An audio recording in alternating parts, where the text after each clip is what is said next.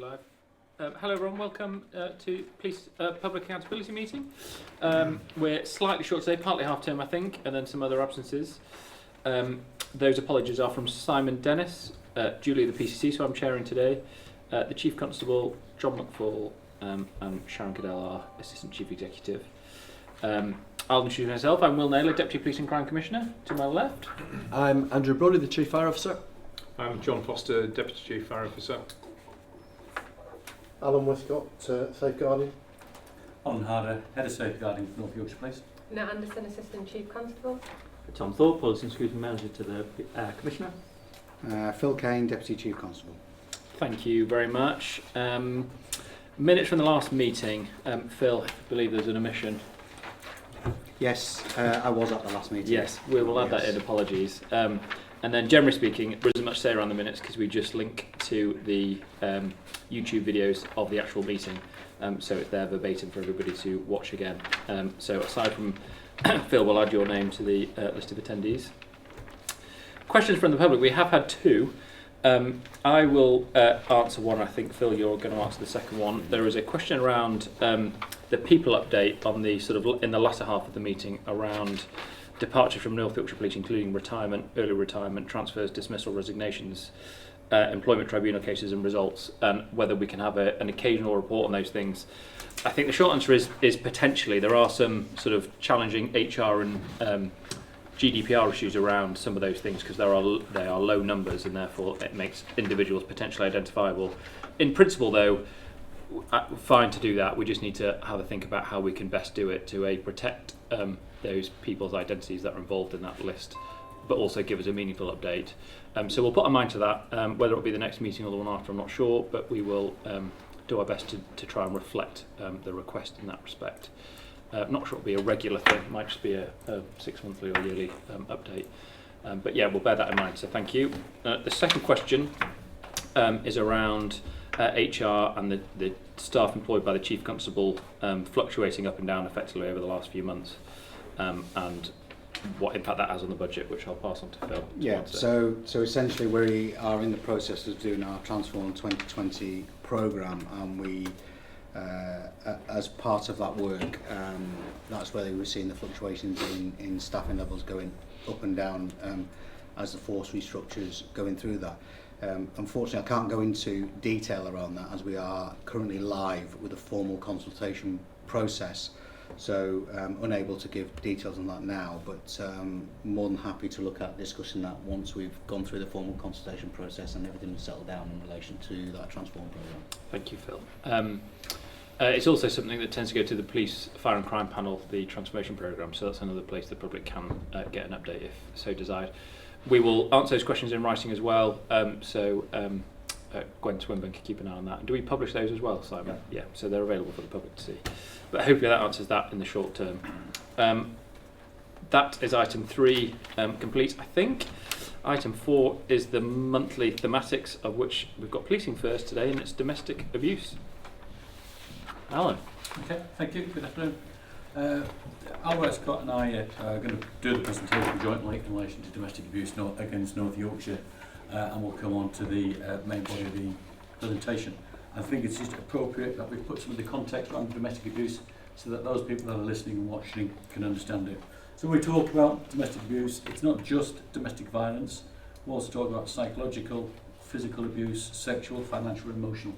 And those other strands to domestic abuse are really important when we talk about the offences and the numbers that we're talking about across the presentation. And this is for people who are 16 years and older. So if it's somebody who's 14, living in a household, that wouldn't be domestic abuse, that would be child abuse. If it's over 16, it would be domestic abuse, and that's where we see it in relation to that. So nationally, in terms of the national picture, all forces have seen an increase, a dramatic increase in terms of the number of offences that are being reported to the police. In terms of the number of offences, they're crimes that are being reported nationally, that's just under so that's about 340,000, 730,000 offences nationally that are being recorded, which is a significant number. And in terms of the percentage of the offences that we're dealing with, that's 14% of all crimes that are reported to police are domestic related, and in terms of that. There are some common trends between all forces in terms of a decline in the number of victims that are wanting to make complaints and go to court, and also that has an impact against prosecution rates and outcomes, which is where we are. And they're issues that we've got in North Yorkshire, and our plans are to try and reduce those so we can have the right outcomes for those families, children and victims of domestic abuse. So in terms of North Yorkshire and our structure, we've got safeguarding managers, we've got domestic abuse coordinators who have some geographical responsibility, some thematic responsibility, and they supervise our domestic abuse officers. We've got 10 of those across the force. They're in place to support victims, support officers within investigations, and also work with our partner agencies around referrals to partner agencies such as IDAS, Operation Encompass, and make sure that the victims are getting the level of support that they do. And equally, that links into the work that they do to support some partnership working around MARAC, which is a multi-agency risk assessment conferences, MATAC, which is around perpetrators, and how we deliver those. And we can go into any of those thematics or those areas in greater detail if you'd like to. But I think one of the key areas as North Yorkshire Police are trying to do is around prevention. If we can stop the offences taking place, that stops harm being caused, it stops children who are often the unseen victims of domestic abuse being affected, and improves their lifelong chances as well in relation to that. So in terms of prevention, we are working strongly with our partners. Domestic abuse isn't just an issue that North Yorkshire Police are dealing with. We're dealing with that with children's social care, adult social care, IDAS, health, schools, anybody who's in contact with the families, and equally with the fire and rescue service in terms of the knowledge and awareness as to what's happening, linking with partners to make sure that there is a full approach to tackling domestic abuse, and it's not just ourselves, because there are a number of ways that we can support victims and also support perpetrators, because at times they need that support as well in terms of what's been taken happen. So we do have some domestic abuse perpetrator programs. We've also got programs for victims, which are really important in relation to that. And one of the most recent programs that has been put into place is around about housing, domestic abuse project for housing for perpetrators. So actually, if they've been removed from a home address, actually they've got somewhere to go, and they still have some of those safeguarding mechanisms in place to make sure that they are protected as well. We've also got some support from peers. I think that's really important that we are open, and we've had peer police forces and other agencies coming in and inspect and review what we've been doing in terms of our approach around domestic abuse, around how we manage referrals, how we have completed MARAC reports, and the process for those to make sure that we are achieving the best results, that we are complying to national guidelines in relation to that, and if there's any areas for development, we're exploring those as well. So that actually that's going on to our action plan and moving forward in relation to those. We also recognise that within domestic abuse there are perhaps some common trends, some risk factors around drug and alcohol, obviously linking in with referrals to Issues Horizons as partner agencies to help those people who may have drug and alcohol issues. So again, trying to reduce those risks for the future in relation to that. When police officers attend domestic incidents, they are required to complete a domestic abuse stalking and harassment form, which explains who's involved, whether or not victim, offender, whether or not there's any children present, and any of those risk factors. So that might be alcohol within there, might include drugs, or whether or not there's a lady who's pregnant, or there's some young children in relation to that as well. So by completing those forms, we identify which services might be able to assist in that family, and that would then go to the domestic abuse officers to ensure that those appropriate referrals are going through. And equally, through the processes that we have internally, that will be shared with partner agencies to reduce the risks towards those families. Have we seen an improvement? I think that's maybe my longest go with that question, by the way, so that might be well done. But has body-worn video made a difference in any of those interventions, being able to either capture evidence better or sort of It has. We've seen some really good results as a result of the body-worn video in terms of police officers attending domestic incidents. They're recording it in the heat of everything that's happening when they arrive, and that information, that video capture with the audio, is really important because you perhaps couldn't always explain that in a witness statement. We've been able to use that proactively when we've gone to strategy meetings with children, so social workers understand what's been happening, so that the appropriate plans can be put in place around that young person, and I think that's a real positive the way we've seen that, and we've had some really good feedback from our social worker colleagues in terms of those strategy meetings and the outcomes of that. The body-worn video is also useful in terms of trying to develop a victimless prosecution in support of that, if there's the offences there, and we can use that and use that as well. Are we getting any indication that we are increasing the number of victimless prosecutions so far? I think the challenge that we've got there is being able to measure that, Tom, to be honest with you, and that's one of the things that we've asked Leanne McCall and her criminal justice team to start to have a look at, is actually how can we measure the benefit from not just body-worn video but other forms of digital evidence and forensic evidence that we capture, and how that has or have not led to support victimless prosecution. So I think we've got some anecdotal examples that Alan's describing. What we haven't fully understood yet is how we capture and measure that quantifiably. Right. Okay.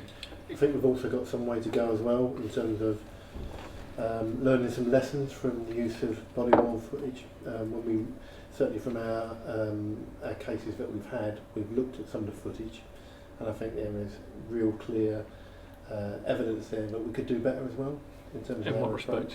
I think The just in terms of how, I think certainly some of, one particular case comes to mind around a domestic violence protection notice that we attended, and the number of officers that were present and the style in which we handled and managed the victim and perpetrator in the same location. I think some of those can certainly be lessons learned. I think so.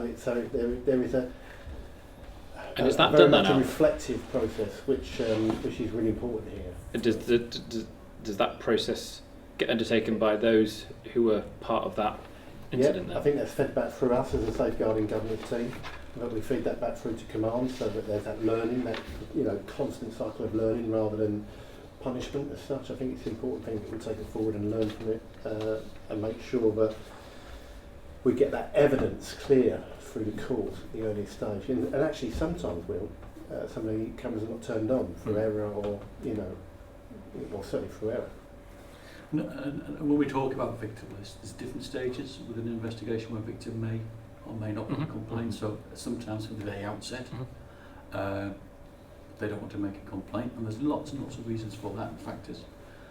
Equally, we do have some victims that withdraw their complaints during a prosecution, and Mr. Kane's right, is how do we track those through correctly?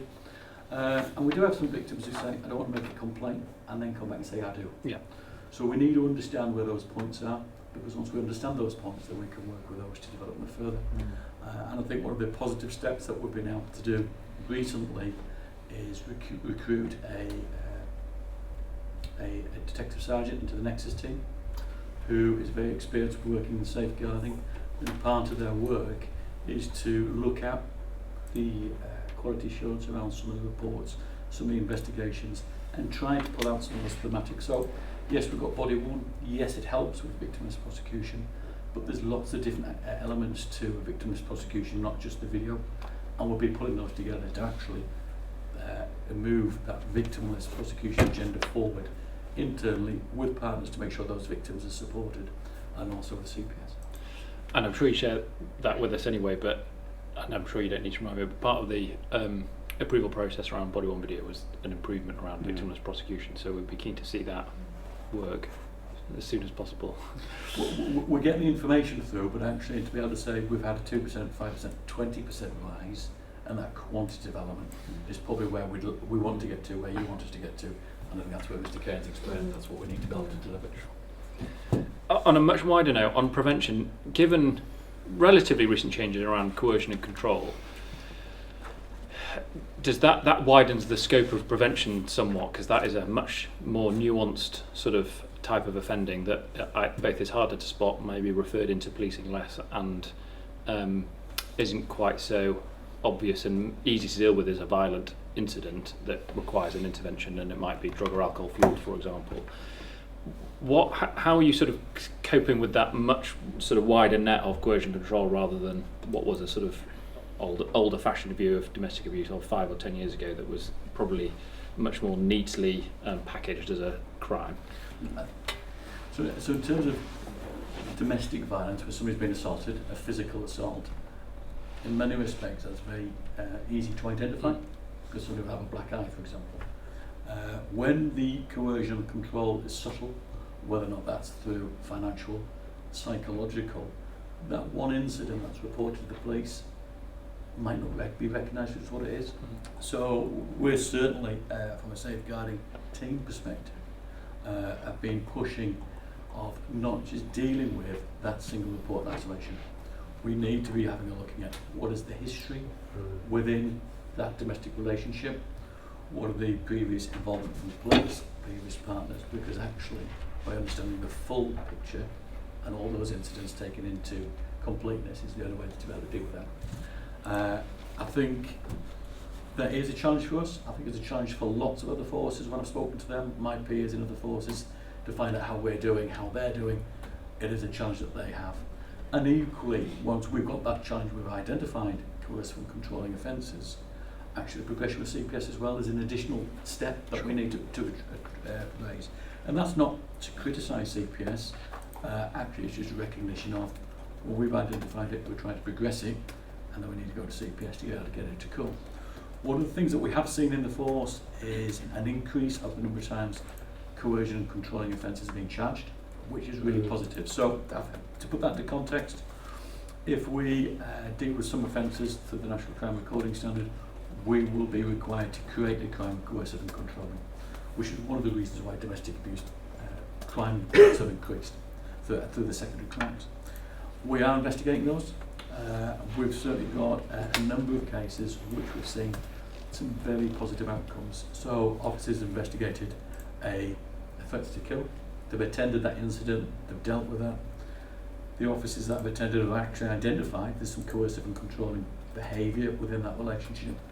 The detectives have investigated that, and actually at court the offender got the greater sentence for the coercive and controlling behaviour, which is really positive, because I think that demonstrates the benefits of dealing with our perpetrators in that way.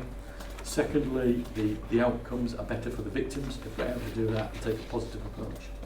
And to try and promote that internally, we developed some additional training for the officers that have done some of those really good first-class investigations, developing training videos for all of our staff so they can explain the benefits, the approach that they've taken, and some of the obstacles that they came over to actually encourage people to go down that route as well. So it's still on a journey with that in terms of doing it. Understanding what coercive and controlling behaviour is and promoting that positive approach is also something that is now being considered by the superintendents when they're looking at domestic violence prevention notices and orders, because unfortunately we do have some perpetrators that might have had 3 or 4 different orders. One of the considerations that we're asking is, if you are going to consider serving an order for the 3rd or 4th time, asking those questions of, is there a coercive and controlling investigation, or what are the plans with that, to actually always promote that to go forward, so we don't leave those incidents just in isolation. I think the key for us here on coercive and controlling is about that training element. It's about, actually this is about being more proactive when we go into those domestic situations or reviewing those investigations, because a lot of the time we're going to go into those where domestic situations where the victim will report to us how they've been subject to an assault, etc., or whatever that might be. But coercive and controlling behaviour by its very nature means the victim is not necessarily aware that they are being controlled. Therefore, it's down to the training that we give the officers and their proactivity to spot those offences going forward and explain those to the victim so they can understand how that behaviour is controlling and is coercive, So I think that's why that's really important, that we get that training right, that we get the superintendents and the supervision to intervene at the appropriate time to say, have you considered this as an offence? What stage, so you're saying that the training and education is really important, what stage is that at in terms of, is it already embedded in, say, the recruitment training? Is it being rolled out in terms of re-educating officers? There's a number of different ways that's been delivered. So all the student officers that have been recruited in the last 18 months, 2 years, and those that will be coming through in the future, they get an input around domestic abuse. In addition to the input that the trainers deliver, safeguarding officers also go in and deliver input around domestic abuse. Domestic abuse officers have also been going in to actually explain what they need to do, what they're concerned. Sorry, and is there a specific element around coercive? Coercive and controlling behaviour is included within training around domestic abuse. So that will be in there. In addition to that, through I'm sorry. Is that, I know it's a relatively new aspect, but is that, if we're saying that more is education training is required, is what they're getting the same as it was before, or more specifically targeted around coercive controlling behaviour? So when they talk about domestic incidents, they'll talk about the forms of domestic abuse, and obviously we've gone through those, what they'll be required to do at domestic abuse incidents, and they'll also include coercive and controlling behaviour. So when you say, is it new, or is it, since the legislation's come in, yes, coercive and controlling behaviour is being taught to the student officers in relation to that. In addition to that, we've got we've done some internal communications around victims with coercive and controlling behaviour to increase people's awareness of it. It's raised at some of our multi-agency forums, such as the Joint Commissioning Group multi-agency around domestic abuse, which is really important. We've also, through the work that Alan delivered around the sergeants coming in to the domestic abuse teams, so that they become safeguarding champions, and also into the vulnerability assessment teams. Those the sergeants across the force have been spending a day within the domestic abuse teams. That's really important, so that they understand domestic abuse, what they're expected to be doing as supervisors, and also consider those issues around preventative measures, domestic abuse prevention notices, coercive and controlling investigations, and that proactivity towards it.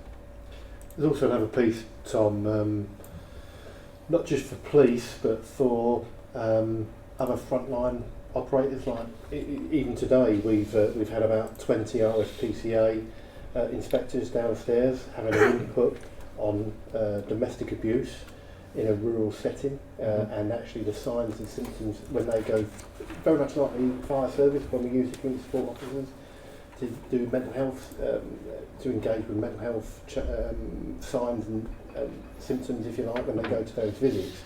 We're using RSPCA inspectors to be trained in that level of awareness, and that's, as I say, that's been delivered today, and that's something that we also took to the volunteers conference. Right. So our domestic abuse coordinators are delivering an input on coercive and controlling behaviour, stalking and harassment, because whilst they are our eyes and ears, they're also in the community as well. And you know, when they see that, they can report that back into us. But we need to make sure that, whilst we're developing our community to become stronger, to see those signs and symptoms, that our frontline control room staff are also aware of what's going to come in. So I know Joe Bilby, one of our safeguarding managers, has been giving those inputs into the FCR as well. I think Alan, you have as well. So we're trying to do a kind of whole systems approach to change. But I think it's important that we've got 4 domestic abuse coordinators in the organisation at the moment. 3 of those, Tom, are engaged with our heads of safeguarding in North Yorkshire and the City of York, Right. to develop more awareness of these emerging domestic abuse considerations around forums, making sure the forums are consistently delivering that same message to the community, and those key providers of services like IDAS and all the other NGOs that are working so tirelessly out there. But also we're trying to put together a package of education that ourselves, our domestic abuse coordinators and key partners are going to deliver across the landscape, the whole landscape.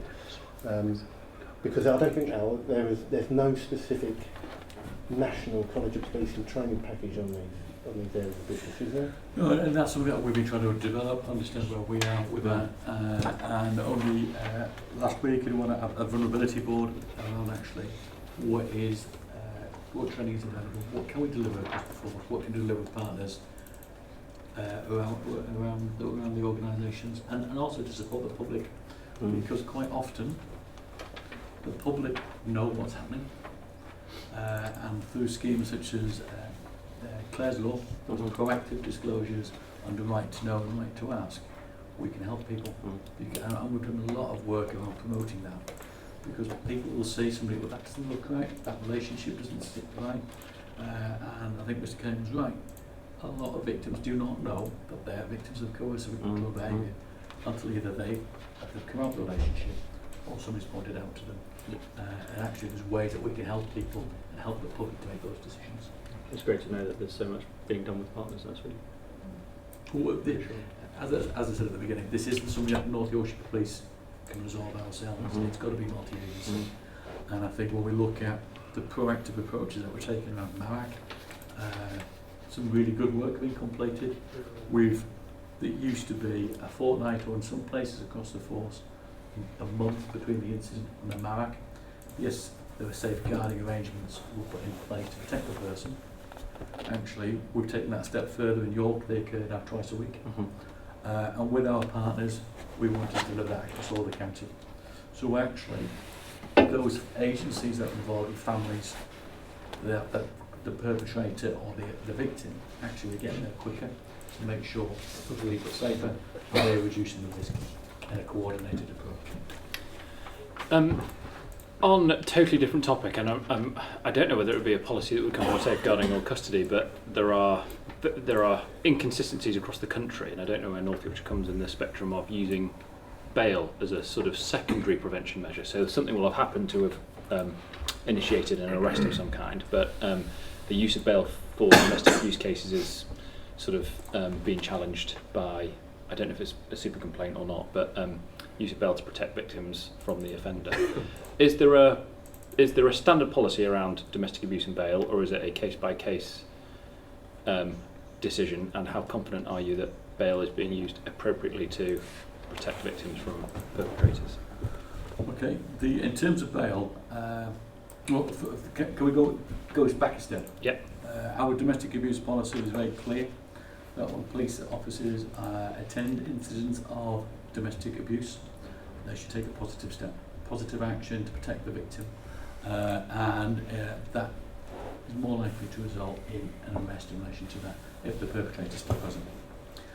I think that's right and proper, because actually police officers, so long as the Code G requirements of PACE are present, need to secure and preserve evidence. An arrest can protect a person in relation to that. During the investigation, if they're in custody, evidence will be collected either from victims, witnesses, body worn, CCTV, a number of different ranges. And then a decision will be made at the end in terms of whether or not they're sufficient to approach the CPS, whether or not, for a charge decision, whether or not we need to release that person under investigation, whether or not we need to release them on bail, or we release no further action. There's no evidence in relation to that.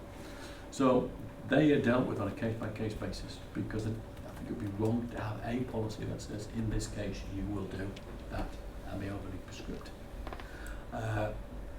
Certainly, as a force, we will look at what safeguarding arrangements are in place when somebody's going to be released, around the victim, the location, and the victim should be updated in terms of any bail decisions or the release of that offender in relation to that. That's something that was highlighted earlier on this year in relation to a serious incident in another force where that hadn't been followed with dire consequences, and actually that's where we've been doing some checking with that, and that's been promoted internally. In terms of the release of bail, we may look at conditional bail, we may look at unconditional bail. We'll also look at whether or not we would use a domestic violence prevention order application in terms of that as another method to protect the victim in relation to that. And that sounds like you're pretty comfortable with the position you're in around using bail, or not, on a case-by-case basis.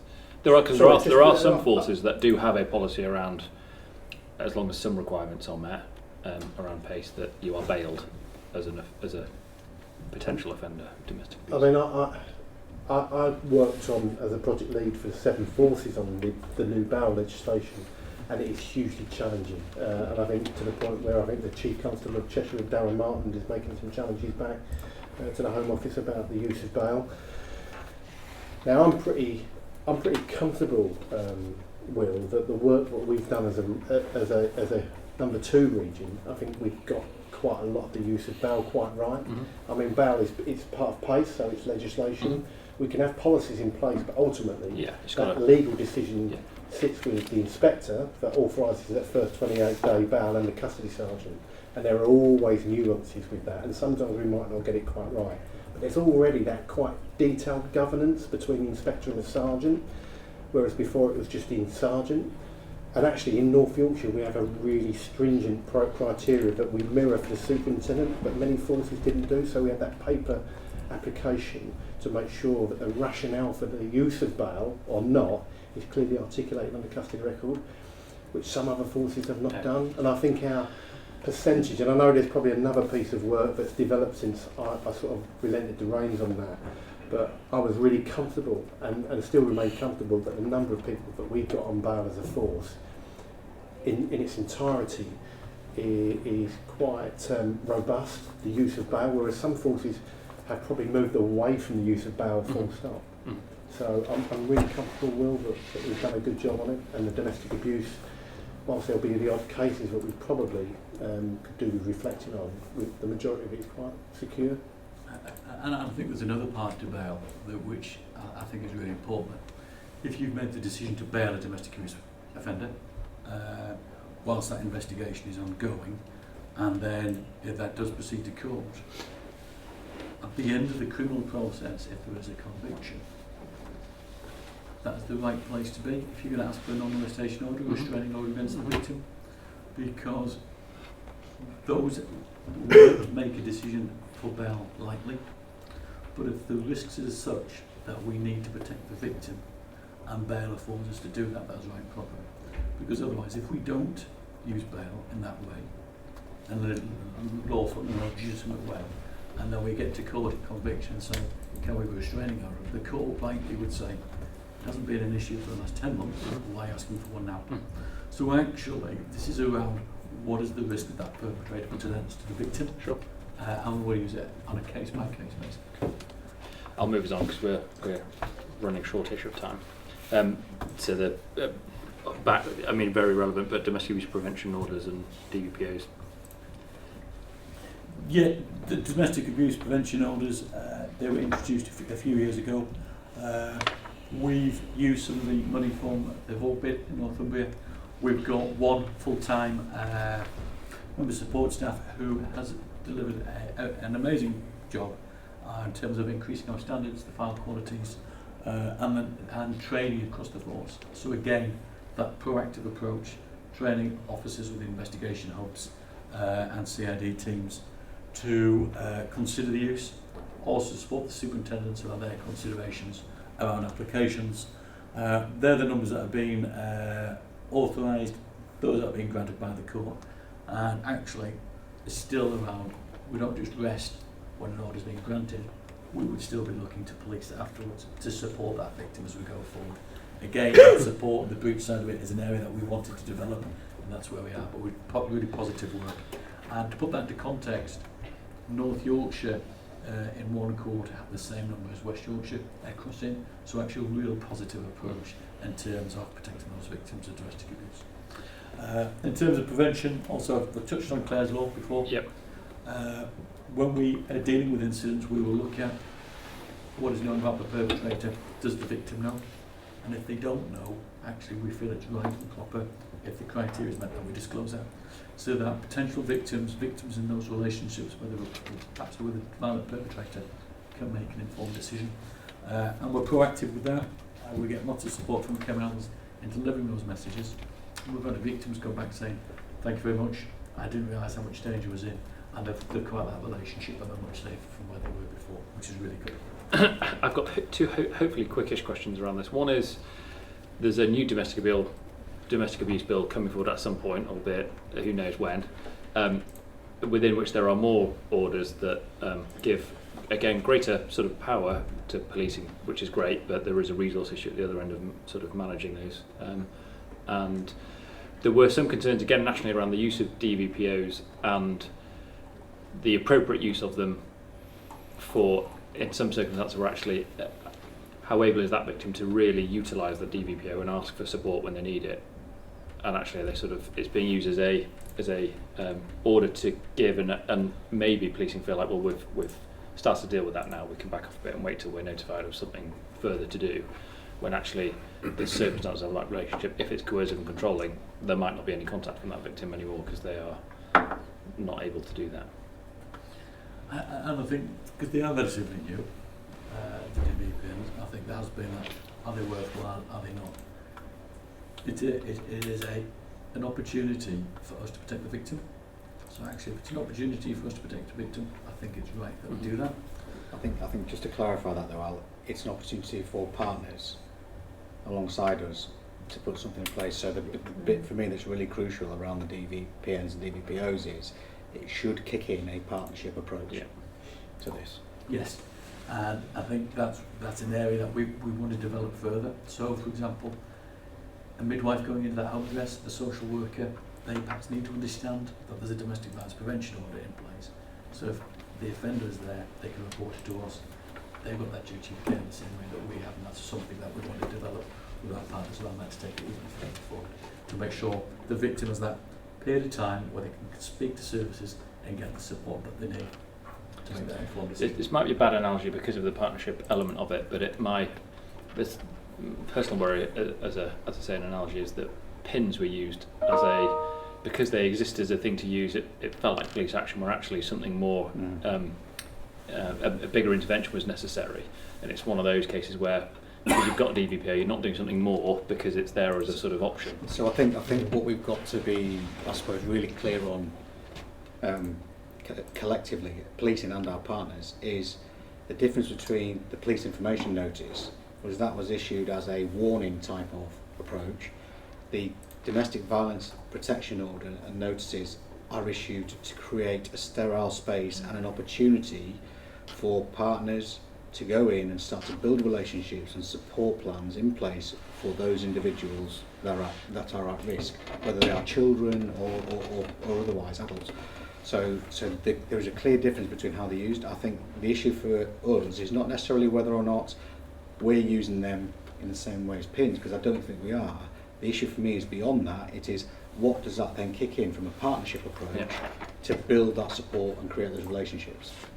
A domestic violence prevention order is not used as an outcome for crime investigation, whereas previously pins have been, we're given a warning. Actually, that criminal investigation will still continue, or if the investigation is finished but the violence has been used, we may still progress with the DVPN as well.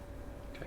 And I did ask a question about sort of preparedness for the domestic abuse bill, but we'll put that on hold because there's 10 minutes left for a few. I was just going to say, Will, from a practical perspective, the setup we've got in North Yorkshire with the court presentation officer that sits within safeguarding shares the same floor space as the domestic abuse officers, so that this is about almost like that multi-agency partnership here, but we've got both the prevention aspect, the court presentation officer, working with those that have got that face-to-face engagement with the victim and IDAS, so that when that goes to court, that court presentation officer is having those conversations very quickly with their DAO or domestic abuse officer, who is then flipping that around very quickly to the IDAS team and the victim to get straight in there to reduce, to prevent loss of that 28 days, that time to get really stuck into helping the victim. But it's still a challenge. It really is still a challenge. 10 minutes left. Okay. Slide number 2. Yeah. So we've touched on Operation Encompass. Really good, positive approach to providing support within schools. I've mentioned a couple of times that children are the hidden victims of domestic abuse. If we are attending incidents where there's a domestic incident and there are children either in the family or present, we have an officer that passes those details of the child, not the nature of the incident, to a school, so that the school can provide some actual support, look at, make sure that that child has got that support in the school as well. If we just move on to the next slide, which is around the domestic abuse whole systems approach. There's probably, just to touch on some of those headlines within that, that was some government initiative funding that was available that we've been able to access. That's allowed us to pilot MATAC, which is the multi-agency task and coordinating group, which is around tackling the most harmful and serial domestic abuse perpetrators in North Yorkshire. And that's been running from the first part of this year. We've now got some additional resources in support of that to try and move that and develop it further up until the early parts of next year. But the feedback from that has been positive, and we're looking at ways how we can use or continue that MATIC theme going forward in the future as well. But it has seen a reduction in forces that do have MATIC in place around domestic abuse perpetrators, because actually, if you can amend the behaviour of the perpetrator, that has to be the right way in relation to doing that. We've also set up the domestic abuse scrutiny panel that would run through the PCC's office, or the OFPCC's office, and now Tom is organising that, and that's been delivered. That's been really good. Again, multi-agency, children's social care, youth justice, health professionals, looking at the way that North Yorkshire Police respond to and deal with those investigations of domestic abuse. And an area that we're wanting to develop, continue is around the family court, around how we can improve that. And I think that's one of the benefits of the scrutiny panel, is that there's an ex-family court lawyer on there, which is really good in terms of listening to her views, because actually there's other way to deal with this instead of criminality. And I think we just need to understand sometimes families don't want to take it to the police. There's other ways that they might try to resolve it through family courts as well.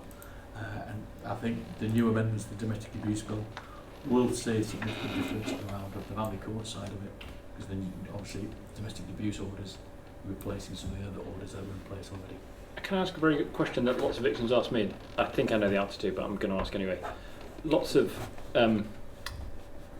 victims, but women in particular, feel harassed and coerced and controlled through various legal systems, including the family court. Am I right to say it's very hard to disaggregate what's coercive and controlling within that and what is just the family court process being the family court process, and policing can't really ever assess what might be controlling and what might just be family court? I think that is a challenge for victims.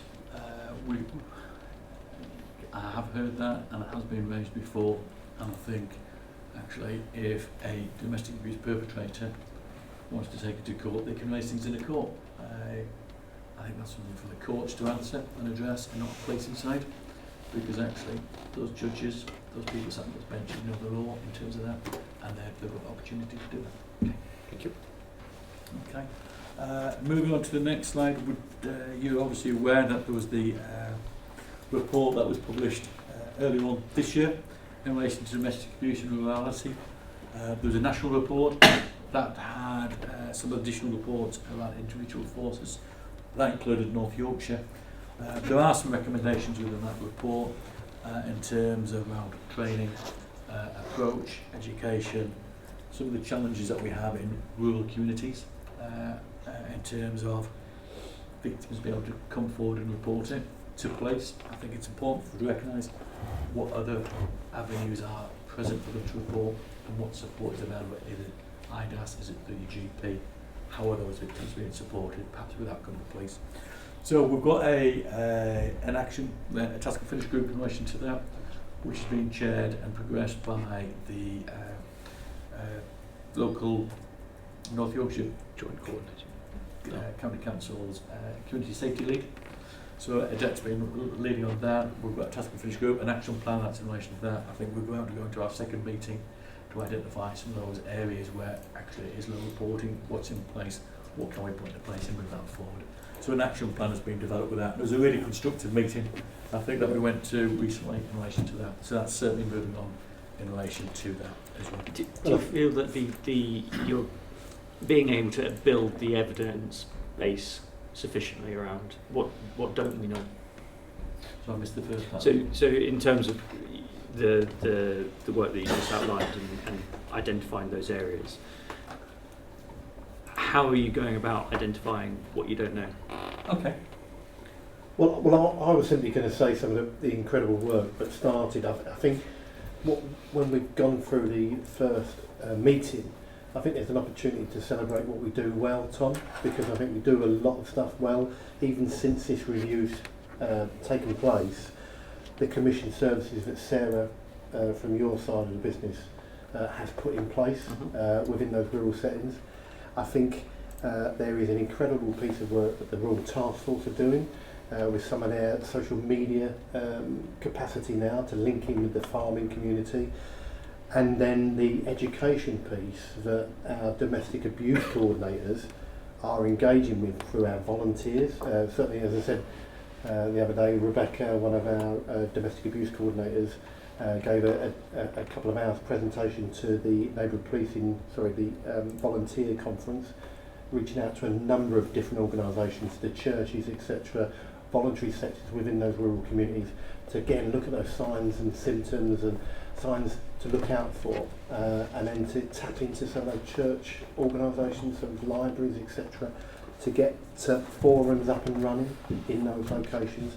It's a work in progress, Tom. I think it's absolutely right that it's a work in progress, but it needs to be coordinated so we can then evidence that back to the commissioners and the chief, just to make sure that we are being held accountable for that. And I think over the next 6 to 12 months you will see a significant piece of engagement with those communities. And in addition to that, in terms of our resourcing that we've got, myself and Alan have looked at our domestic abuse officers, and whilst we had a presence in our rural setting, we have now got, we will now very shortly have a full-time presence in those. It's certainly over at Craven to work in that public safety service. So I think the opportunities are quite exciting to see how that will develop, Tom. And answer the question of how we're trying to develop what we don't know. So what we do know, we are identifying those through the data, the crime data that we have around reports, the data around actually crimes, where is the attrition between the two, and understanding why. We are looking for those areas where we've got lower reporting, because I think that's we need to understand why that is, because there are lots of our wards that are very, very rural, with only a few houses in it, so we need to understand in terms of that. We also need to understand what are the other avenues for people to report domestic abuse and get support. So actually we may have some victims in rural areas that will want that support through our partners such as IDAS, and not want any contact with North Yorkshire Police. So the question we've asked is, are we able to find out what our partners know about domestic abuse and map that against ourselves? Because it might be a very similar picture, it might be very different, and we need to understand why. Likewise with health. Then pulling all that information together, we can understand what's in place within those areas, and then start to build an action plan on top of what those areas that Al's already talked about around linking with the communities, schools, etc. And I think it is difficult, because some of the true benefits of a rural community about neighbourhood support, communities being strong, actually in some respects go against victims of domestic abuse. And we need to identify the appropriate ways that people can feel safe to go forward to report that domestic abuse and get the support. Great. I've got 1 minute. I'm going to scratch the training slide, because we've talked about training as we've gone through it, but if there's anything on outcomes initiatives you want to just outline very quickly, you're welcome to. In terms of, I think we've probably touched on a lot of those as we've gone through it already, in terms of what we've been developing. We've got the operational group, which sits under the JCG, the Joint Commission Group, which is starting to look a little bit more towards performance, multi-agency, and the delivery of areas. There's some areas that we want to have a look at around how we can support around with IDAS, some partners around getting that early contact with victims, so that we remove the delay for us getting there. And there can be delays for a number of reasons. If it's 999, there's a victim and an assault taking place, obviously that's very different to that request of, can I get some advice?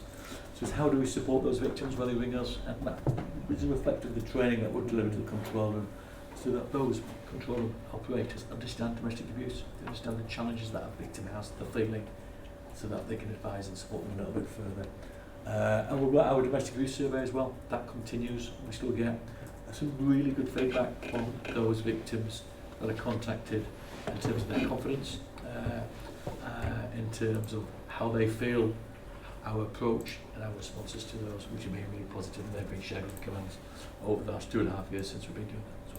Well, I'll just finish by saying something we'll catch up about tomorrow, Alan, in the morning, is some of those cases I've mentioned before, but a number of people who want to feedback to the force on their experience of going through of coercion control and the police understanding or lack of and support around that, some good, some bad, some indifferent.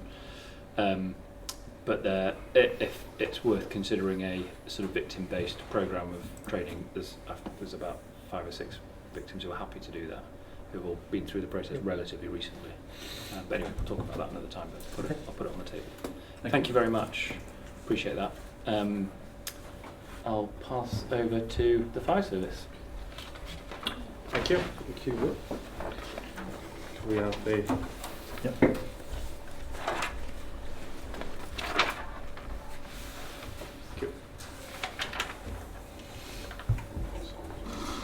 Thank you. Okay, on-call duty system is what we're going to present and discuss today. And I'll run through a series of slides here and just explain a little bit about the challenges that we've got by running such a system, but also there are some real benefits, true benefits to the service and to the community of having this system. So the map that we show at the moment shows where our resources in terms of fire stations are across North Yorkshire, and you'll see the yellow ones are what traditionally had been called retained. It's now nationally known as on-call duty system, and I'll explain a little bit about what on-call actually means. So we have a difference of whole-time shift, whole-time day crewed, and then on-call stations, and we generally have our whole-time resources where the demand is. So higher risk, higher demand, more turnouts is generally where the whole-time stations are, and then we've got our on-call crews in places which are slightly less risky and attract less calls. And what the on-call system does, it gives us a duty system whereby we've got people similar to the lifeboats, whereby we've got people who are employed in their local communities. They've got primary employment, but then they're also on-call firefighters, and they're responding when their pager goes off, and then suddenly they become firefighters, and then respond to an emergency incident when required. We have 24 standalone on-call fire stations throughout North Yorkshire, and we've got 7 of those, 7 units also attached to whole-time stations. So somewhere like Ripon, North Allerton, where we've got a whole-time crew, we also have the second place, which is an on-call crew. And so in total we've got 31 on-call units. So 32 of our 46 fire engines, so 46 fire engines, frontline fire engines in total, 32 of those are staffed by on-call crew. You'll notice there's a difference between 31 and 32, and that's because at Skipton they've got 2 on-call fire engines. So that's about 3/4 of the appliances. How does that compare to other fire services? So what we talk about today is how it works in North Yorkshire, but just in terms of scale, how much is our reliance on on-call versus other forces? So if we compare ourselves with London or Greater Manchester, West Yorkshire, they have a large proportion of whole-time crews because it goes down to the risk and demand. Sure. and people that live there.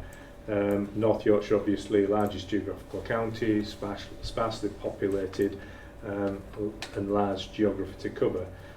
So if we compare ourselves to Northumbria, Cumbria, other rural services similar to ourselves, then we are, broadly speaking, similar in terms of makeup and balance between whole-time and on-call duty systems and stations. But it's something which we need to review, constantly review.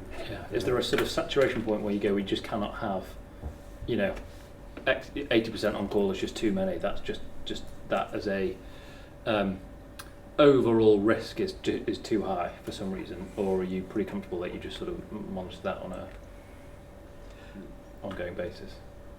I was just say, I think it's fair to say that the whole time provision is our guaranteed resilience. Mm-hmm. We know that they will be available. Mm-hmm. So there is a point at which, until we can improve, fix the problems that we have with on-call availability, there's a limit to the amount that we would want to rely upon, because it's not as guaranteed as a whole-time resources. Yeah. I think that's fair to say, John, isn't it? Very, very fair, yeah. And we'll come on to some of the challenges later on in the slides, but as Andrew says there, very much about the guarantee with the, and that cover, the whole time bring an element of resilience in terms of supporting crewing on-call stations, but also when we get large-scale and protracted incidents, for example, 2015 flooding, 2012 flooding, more fires such as that, where they will go on for days on end, we can get regular turnover of whole-time crews at those style of incidents, whereas you can quite quickly exhaust your resources with the on-call over a prolonged period of time. It doesn't happen very often, but we have to factor that into our planning assumptions. And so, I mentioned already there, generally speaking, and this is where some of the challenges now lie, traditionally on-call firefighters are generally live and work within sort of 5 minutes of their local fire station. Primary employers in time has gone by have been fairly willing to release staff for on-call services so that they're at work, and then when the pager goes off, they're allowed to be released to go to react to fire calls. But that's becoming very difficult now. Primary employers, whilst public services are all under financial constraints, we recognise also that private industry is just the same, and so they've had to adjust and adapt their staffing models, and so therefore the capacity to be able to release staff is becoming more and more difficult as well.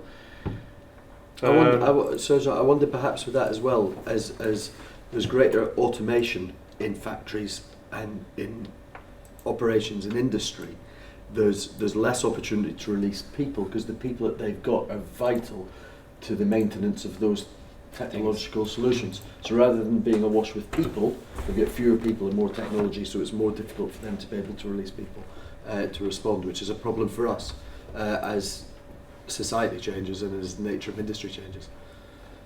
I think it's important to note about an on-call firefighter. They receive exactly the same entry criteria as a whole-time firefighter, so the entry standards are the same. The fitness standards, annual fitness test, they have to reach the same levels as a whole-time firefighter, and their levels of training are the same, so it's just delivered in a different way. It's delivered in a phased way as opposed to all at one go. They maintain their training by attending the fire station for 2 hours each week on classes drill night, and then on top of that they're expected to go to training centre to receive their general skills maintenance, maintenance competence. So it's a large commitment. We do recognise that, and we really do value the commitment these people put in to their local community.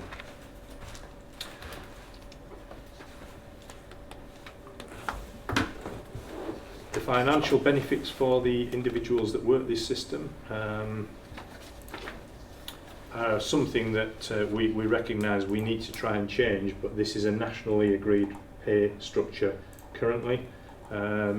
We have an ability to change that locally and negotiate something locally, but that takes time and certainly investment to do so. But we'll come on to that as a future challenge. But the payment structure that they get currently, they get paid for being an annual retaining fee of approximately 3,144 for being on call, and then they get paid additionally for the 2-hour drill periods, and then after that they're paid for the calls that they actually attend. And of course, if we've got a very quiet on-call station, we still expect the staff to be available, but they're not getting turned out very often, so therefore it's a huge commitment for not such a large amount of money just to be on call.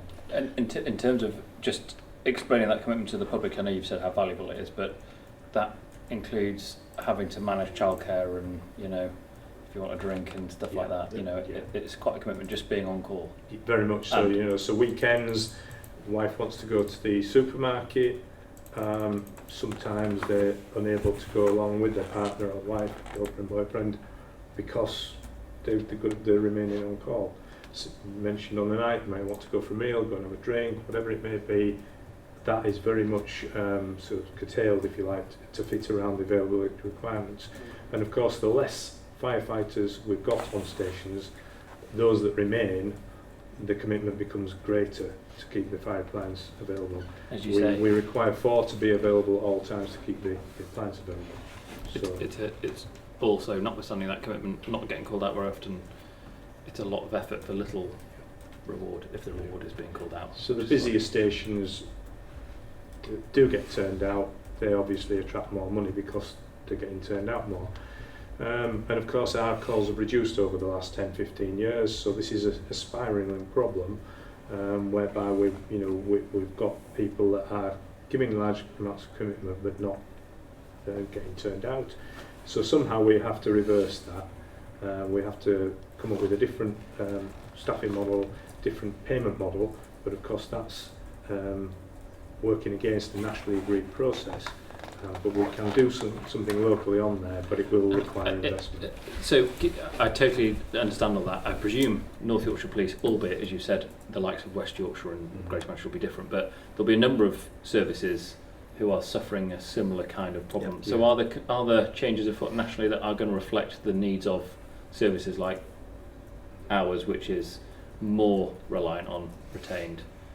Because it sounds like you're going to have to go off-piste. Well, it'll be half the country off-piste because half of the services rely on call more. It's certainly something that's been recognised and it's been put forward. And certainly, at the national level meetings, that very much has been put forward as a problem nationally.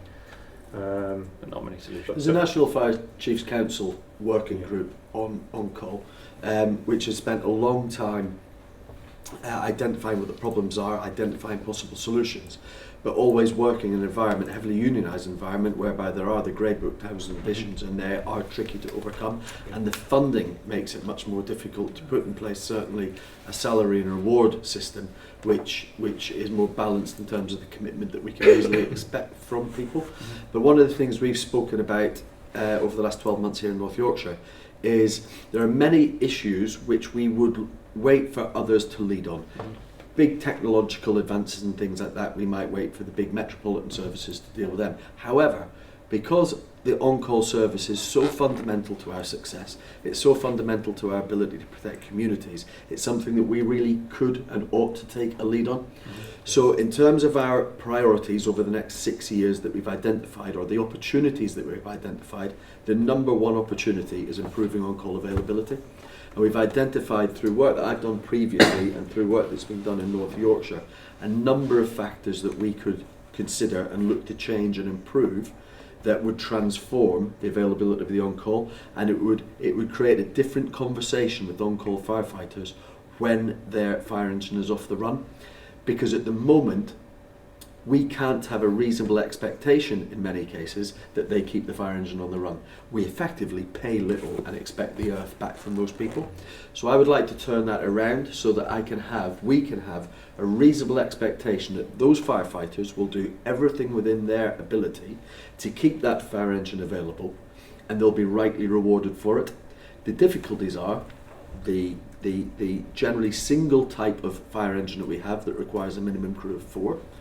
The difficulty of attracting people into the service under the current terms and conditions and funding. If we were to maintain the same number of on-call firefighters but pay them more, then clearly that requires an increase in funding. If we maintain our current level of funding and want to pay our on-call firefighters more, we need to have fewer on-call firefighters.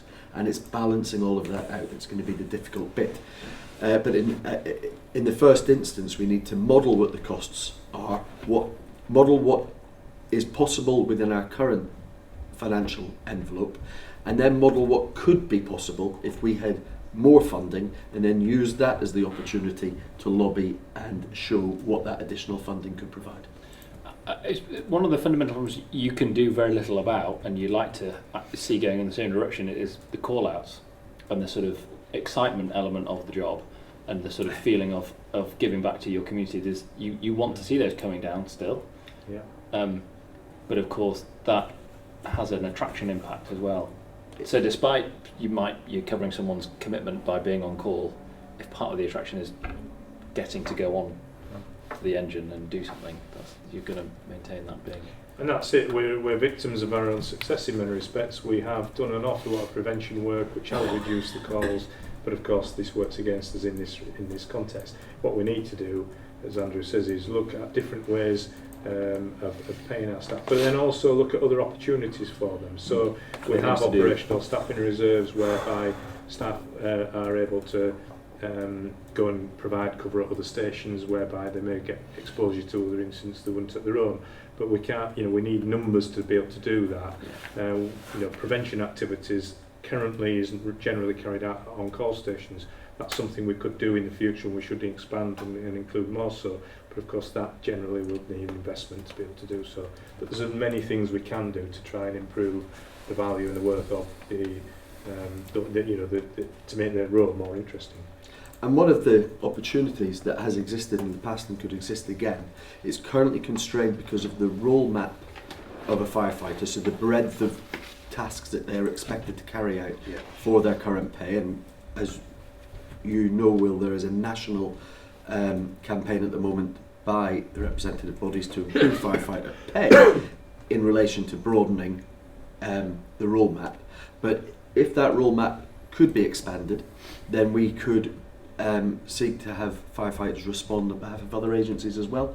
So during that availability for the fire and rescue service, they could also, for example, be available for emergency medical response, and that would certainly increase the amount of response activity that they were engaged in. But I'm interested in your point where you talk about the motivators, and there's, I think it's 6 motivators. There's pay is a motivator for being an on-call firefighter, and understanding these motivators are really important for us to then market and advertise and attract people by knowing what people can get from it. So pay is one. Serving their community is a definite and very important motivator. Pride in wearing the badge and being able to say that you're a firefighter is a motivator. The excitement of responding, and John's point that as we reduce the number of responses by prevention work, we reduce the excitement of response for those people who might be interested in being a firefighter. Working as part of a team, and the teamwork that takes place in those stations is just remarkable. It goes way beyond being part of a sports team or something like that. The teamwork's really important, but also what it puts, and the final motivator I suppose, is what it puts on people's CV. The skills, the qualifications, and the experiences that they get that they can then take into applications for full-time firefighter jobs or any job is just remarkable. So those 6 motivators are the things that we've really got to knuckle down on now and develop a pay, terms and contracts system that meets those. And of course they change for different people at different times of their lives. So the young firefighter, maybe the young family or mortgage commitments, the pay is quite an important motivator there. But by the time somebody's older, their family might have grown up, they've been promoted at work, the mortgage is paid off. Well, the pay is probably less of a motivator, but being part of a team and doing something for community increases. So it's recognising that and recognising how changes in society are reflected in how we've got to work to attract people to be on-call firefighters, so we can, with a reasonable expectation that they will keep their fire engine available. So just looking at the financial, they're the financial benefits, but there's lots we can do to improve that to the individuals. But the actual cost benefit to the service is quite startling, really. This slide here just shows the cost of the whole time compared to an on-call, and this is staff only. This isn't covering estates and appliances, etc.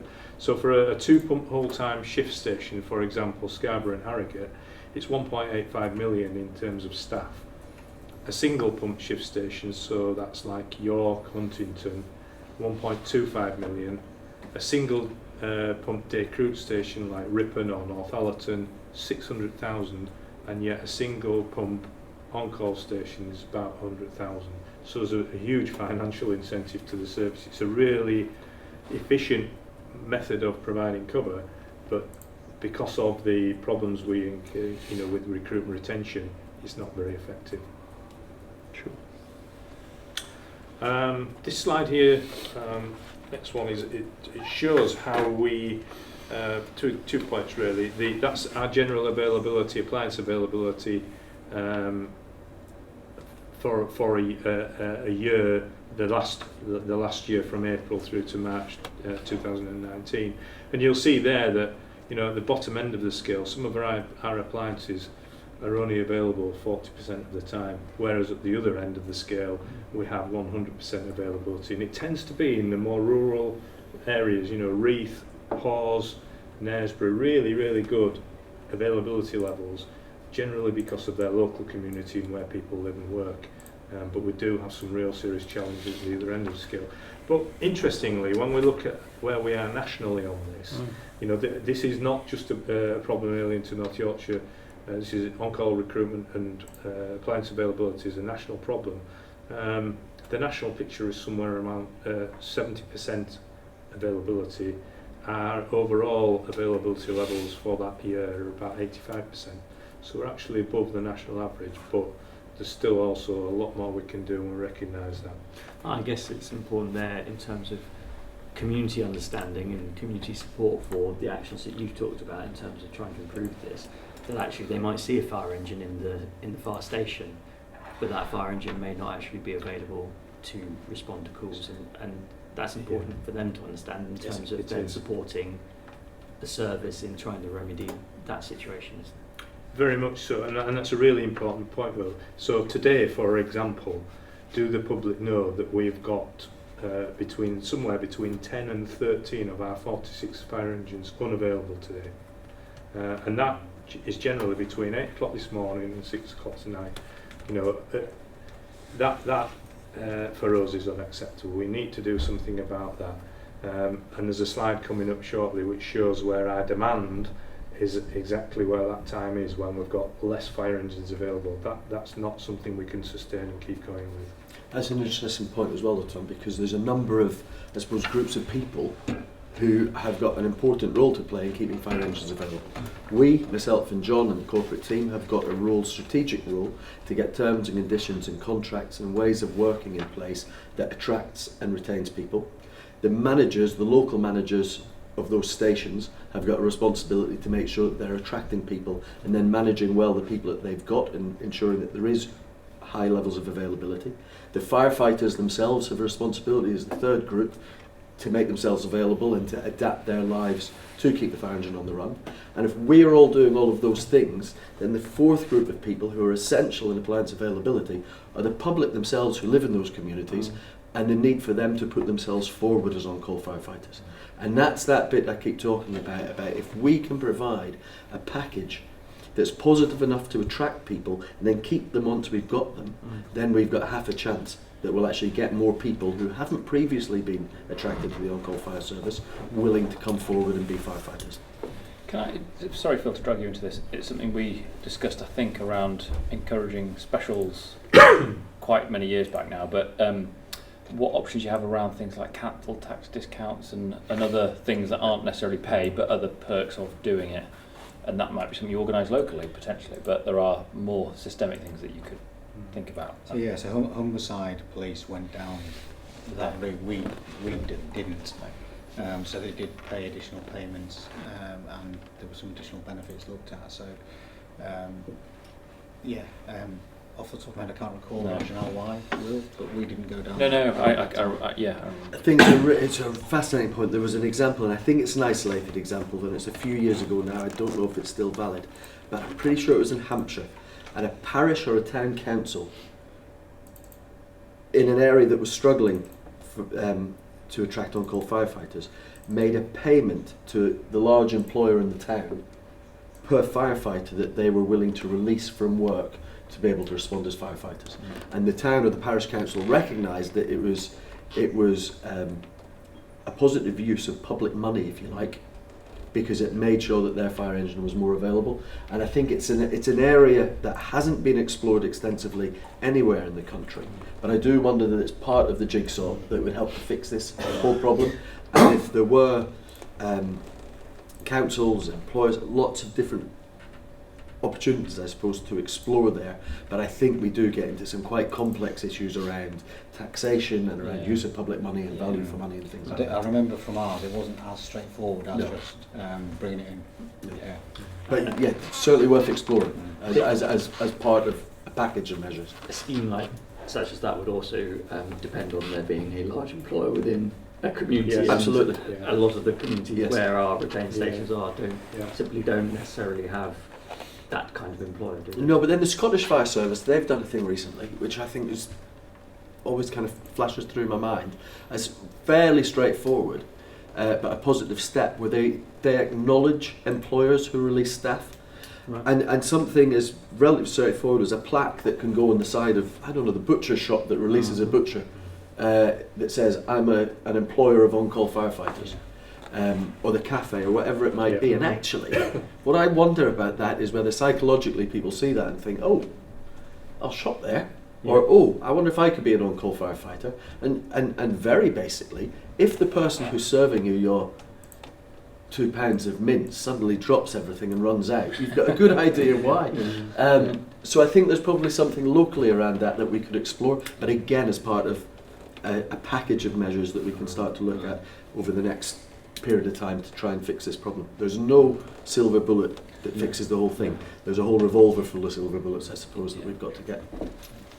So I think really, what we've just mentioned there about today, between 10 and 13 pumps off the run between those times. What I don't want to do is frighten people, and I'd like to give some assurance back to the public and people that are watching this that we have other plans in place to mitigate that.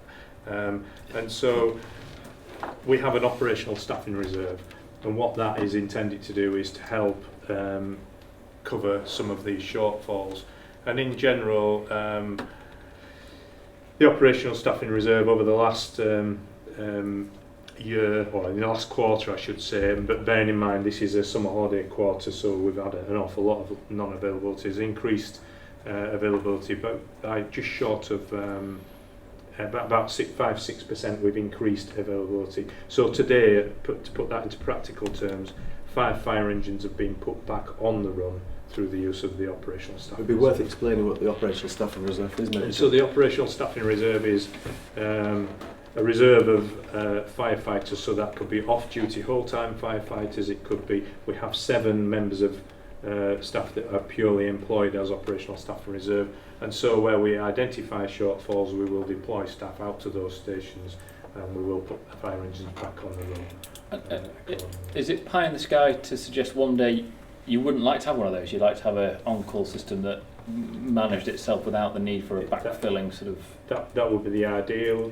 Going back a number of years we never had that. That's something that the operational staffing reserve, we've sort of 4 or 5 years in now using that, but again it was brought in because of this problem to improve our availability. Again, it's a great point, because there's a cost, of course, to employing those 7 people, and the cost that we put into that group of people could be put into a salary scheme for on-call firefighters, which would improve the availability and negate the need for those people. And there are several roles within the service actually which would be negated were we able to achieve closer to 100% on-call availability, which would of course help to fund that. There's a bit of a chicken and egg in that as to what we can do first. The operational staff reserve is effective but very inefficient. Yeah. So this slide here demonstrates really where our demand versus availability is. So you'll notice there, sort of between 7-8 o'clock in the morning and through to 8 o'clock at night, 7 o'clock at night. The green, unfortunately, doesn't display itself very well, but the green is where our availability is, and during that time it drops right off, and yet the red area is where the demand is. So the demand is during the day, and we don't have the appliances available to cope with that demand when we want them, and yet overnight, when the demand drops right off, all our appliances are available. So we've got to reverse that. We can always respond to every incident, of course, and we do respond to every incident. It's whether or not the closest fire engine can respond to that incident, and if it's not available, then it's the next nearest fire engine that has to come. So getting a better balance between availability across the 24 hours of the day to meet the demand across all 24 hours of the day would be really helpful. And I know it goes without saying, but that's the challenging bit. That's when everyone's working, and so they're not. Yes. They're just not around, or they're not able to be released. It's daytime cover generally where we really struggle. And like I say, we've got the operational staff in reserve in place, which mitigates that risk. We move people around, we move all-time fire appliances around to cover that risk, but nonetheless, it's inefficient, and so we need to look at other ways. So We've only got 6 minutes, John. Okay. Recruitment and retention challenges. Well, there are huge amounts of challenges here which we need to look at. We mentioned that the entry standard, we don't want to dilute things down, but you know, it does create us problems by applying exactly the same criteria for stations that we definitely need people within. The recruitment process is quite long. It's prolonged. It takes a long time to get people through all of the different elements and facets of the recruitment process. We need to improve that. We need to look at better ways and streamlining that. Currently, we only offer 3 recruits courses per year for on-call firefighters. We need to have a look at that, see if there's other different ways that we can deliver training to them.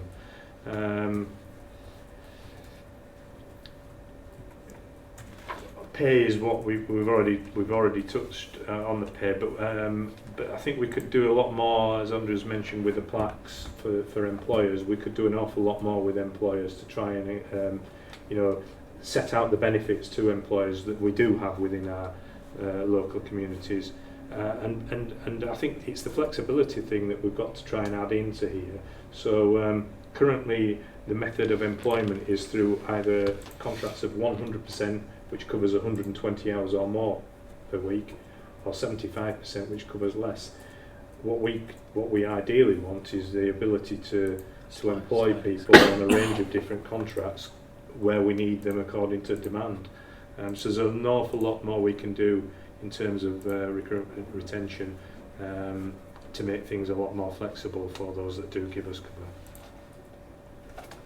And I wonder on something like that, there's employers, but there's also schools. So I ponder whether or not there are people who've got childcare commitments and think, I have to be at school at 3:10 every afternoon to pick up my child, and therefore I can't be an on-call firefighter because if I get called out over that time, I'm not there. I wonder whether we could be a bit more creative, I suppose, do deals with schools and say to them, roughly each year, that this might happen 10 times, are you willing to look after that child till 4:30 or 5 o'clock in an after-school club or whatever? Because let's face it, we know that teachers don't suddenly pack their bags up and go home at 3:10. So in the event of this happening, we can inform the school and we can guarantee to have that parent back at school by 4:30 or 5 o'clock. Because so often at incidents, it's the first hour perhaps where there's lots and lots of activity until we've got things in place to deal with the incident, at which point we perhaps could release people to return to their station and pick up those caring responsibilities and just make it possible for somebody who has previously considered themselves not suitable because of those kind of caring commitments to be able to do it in a relatively straightforward way. So I suppose a more prosaic bit about this is making sure that local managers feel that they can be that creative and that they're empowered to go and make those sort of arrangements so that they can attract more people in, like I say, who perhaps haven't been attracted before.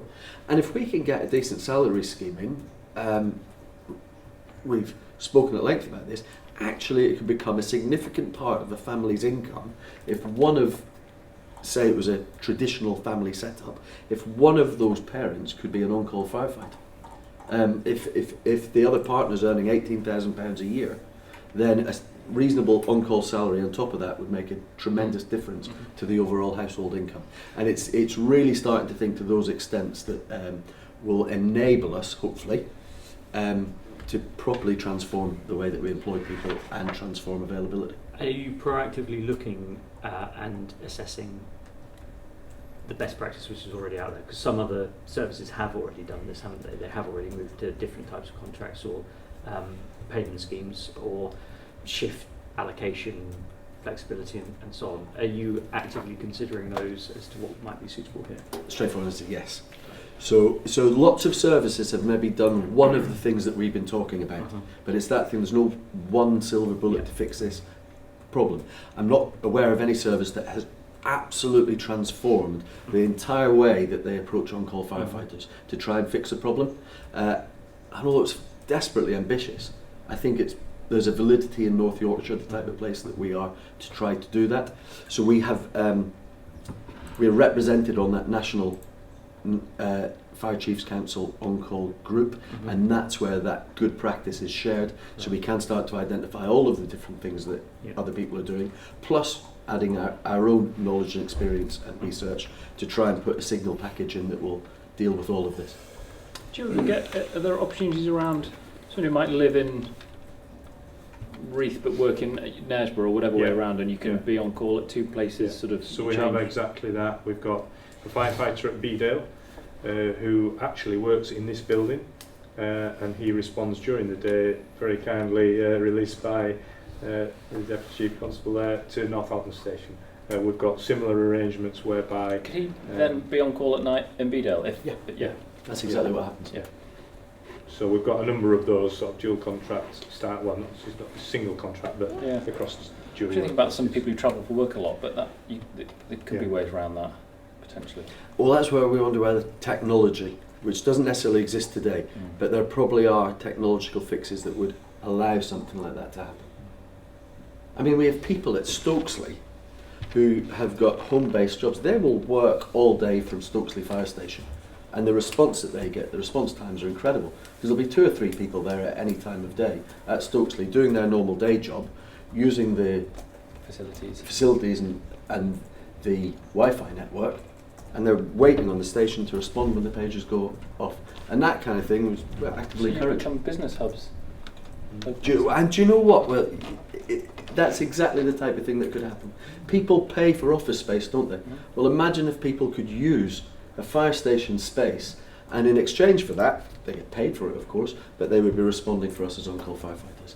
And as technology improves and as more people can work like that because of super fast broadband and things, then perhaps there will be more of that. And we do have people in our service who work at home as architectural technicians and that type of thing, because the internet network now allows that to happen, and they can be at home working in our rural communities and able to respond as on-call firefighters.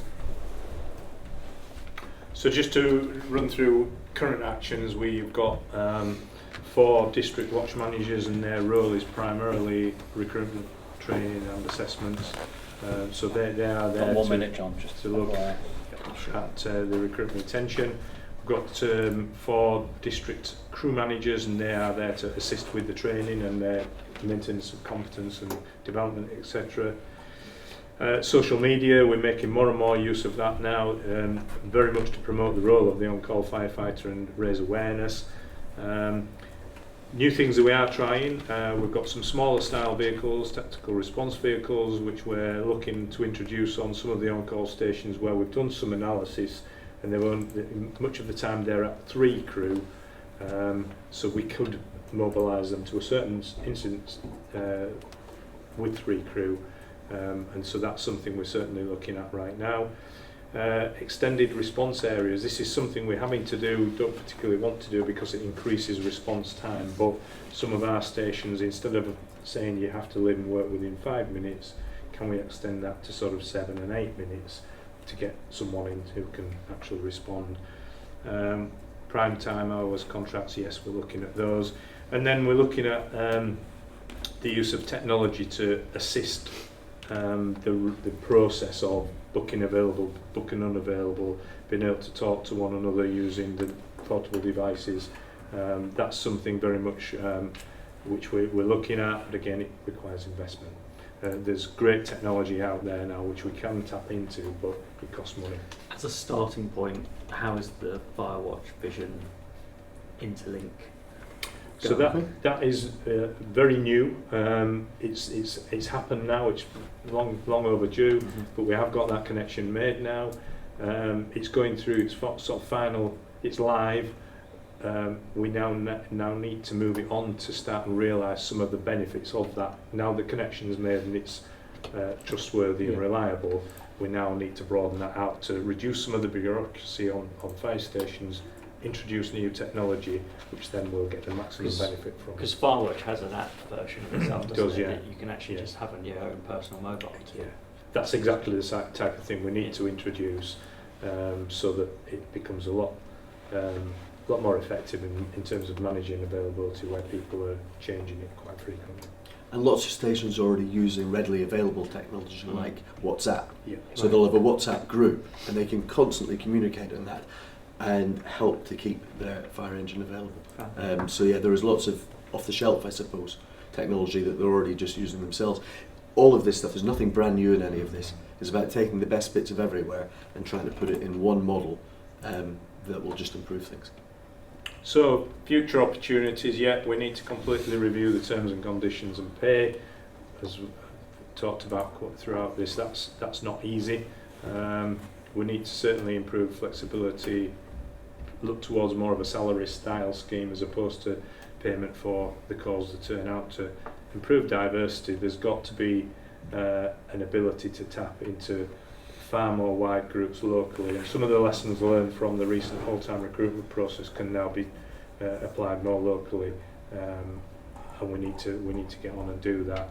Fleet and equipment, we need to look at different styles of appliance that can respond with fewer to support crewing. Our desire would always generally be to go with maximum crew, but where we can't sustain that, we've got to look at other ways. We need to engage. On that note, I don't really want to ask another question because of the time, but do you have to be slightly careful about what availability means at that point? Because you'll quite quickly have a very different meaning of availability depending on the station you're managing and what you can actually respond to. Because at the moment you've got availability of basically being able to respond to everything, and you might have this sort of tiered availability in future. Yeah, we would still be able to respond to everything. Yes. But yeah, there might be a delay if the nearest station was only available. And it's still for better, don't get me wrong, it's just, it might get a bit confusing. No, that's a good And we've got to make sure that we make sure that we've got fully staffed, full-size fire engines in amongst where we've got problem areas or different styles. Absolutely, we've got to make sure that's done. We need to review some of the recruitment barriers and see what we can do locally with that. I dare say it, and this is not a question, it's a statement. If you're essentially advertising yourself to middle-aged white men, that's, 40-45% of, you're cutting off half your supply there, aren't you? Yeah. And of course, new technology. As Andrew said, there is no one, and there's no one solution on this one. It's we've just got to keep working, but I think there's more we can do. Thank you very much. Well, it sounds like the sort of thing we might need an update on, and it's an ambitious sort of programme you've got, but this is the number one opportunity in North Yorkshire Fire and Rescue Service to improve the service that we deliver to the public. It's that important, and I think you probably sense the excitement there is around it. It won't happen overnight. There will be quite a lot of challenge. There will be challenges around funding. There'll be challenges around resistance to change, which we're already seeing in terms of introducing tactical response vehicles, for example. But matching that resource to the risk and the demand of an area is something that we sensibly do. But this will form a really important part of our risk and resource model, which we're starting to develop now, for a new model for delivering our services more broadly between 2021 and 2025. So over the next 12 to 18 months, lots of this stuff will start to be explored and and implemented. So over the next 3 to 5 years, I would expect that we'll start to see significant changes in the way we recruit, retain, employ and pay our on-call firefighters. Great. Thank you very much. Almost at time. Next up is the monthly update from, I don't know if it's you, Phil, but on policing. No, it's me. Thank you. Good. So if we start with mental health, I explained last month about the change in definition in April, so from April, and that was a national definition, and we've continued to see sort of the increase in trends. So that is partly because of the definition, partly because of awareness, and we will, sort of expect to see that trend increase. Can I ask on that front, so there's the National Action Day coming up where there's going to be concerted effort to try and recognise and mark every single incident where a police officer feels that there's a mental health element. Obviously there's going to be some really good practice developed during that day. Is there every intention, I presume there is, to take that and try and drive it forwards and keep it going? Yeah, I think that the overall intention is to make sure that we tag the right incidents that are mental health related. We recognise that previously we haven't been doing that and capturing that very well, so actually we haven't been able to fully understand what that demand is across that area. So I think, that's an opportunity for us to give it a real good head start and build on the work that's been done already. Yeah. Excellent. And is there kind of suitable preparation of officers going on at the moment in the run-up to November the 12th to kind of help them to understand exactly what they're going to have to do as part of that day? Yeah, so obviously we've invested in the additional mental health coordinators, and they're going to be very much aligned to pushing this out across the force. So that pre-investment in those additional resources to help support that as well is there. Yeah, and obviously we have got those 4 coordinators now in place, and they are working alongside our partners. So we see this as a sort of a positive indicator in relation to improvement in awareness. Data is better, and obviously then we can make sure that our response is and service improves. Great. Okay, so in terms of the 2 section 136 detentions, one of those presented on arrest for another offence. And the other one was brought into custody because of his violent nature, and it was seen best to do that for his own safety. We do know that the amount of time spent is significant, and that obviously is mainly for transport, conveying in there, and we know that continues to be an issue that we work through. We've got the level of outcomes in relation to formal admissions. So from the total of 31, there were 11 formal admissions, 8 open to services, and I think there's an indication there that there's just 2 that was not open to services. So in those instances, it was shown that sort of those decisions to take were getting the right outcomes. I'm sure as well in relation to the triage we've got within force control room, that also helps to support the decision making in those cases. So not I think to change this slide, because often we say can we add this to next time, and I don't think it might be for us to do, Tom, but given the closures of places of safety, whether it's worth, we've got the second bullet point on the right side, 3 detainees out of the county this month and the average minutes per occurrence, whether it's worth tracking those in the short term to see if they're changing because of potential closures of places of safety and the impact that's having on. So those specific ones. That well, I think so. There might be others as well, but they're place of safety and then diverted elsewhere now. Yeah. Okay. And just for our own benefits, and not so to come here, just for us to understand the impact of these changes of places of safety. And others might be doing that already. I'd be surprised if they aren't, but it might just be helpful because I can't remember 3 detainees is better or worse than last time, and I don't know if 877 minutes is any different, significant. It might not have changed at all, but it'd just be worth sort of considering maybe. Yeah. And they went to Middlesbrough, didn't they? Looks like 3 out of anyway. Yeah. Okay. So in terms of the force level incidents, obviously we do the force-wide one again, which there's no sort of exceptions. I think probably unless you've got questions, I'll go to the overall summary year to date. So in total, we have seen an overall increase of 2.5% within the year. So over the last 3 years, again, similar to what we were seeing over the past few months, we are seeing rises in some crime types. But significant decreases in areas such as drug offences, robbery and vehicle offences. Just for the public's benefit, Annette, some of those are really straightforward, so the public understand burglary generally speaking. Yeah. Miscellaneous crimes against society and public order offences are probably two of the ones that are harder to understand and are the ones with the biggest change, let alone increase. Can you just explain what might constitute things that fall into those brackets? Yes, so in terms of public order offences, for example, that could be under the Public Order Act, so fights in the street, for example, ones where you've caused annoyance to others. So there's various different levels of offences within that, so they're pretty much captured in that category. Street type things. Yeah. Yeah, so a lot of those again are linked to your nighttime economy type of behaviour.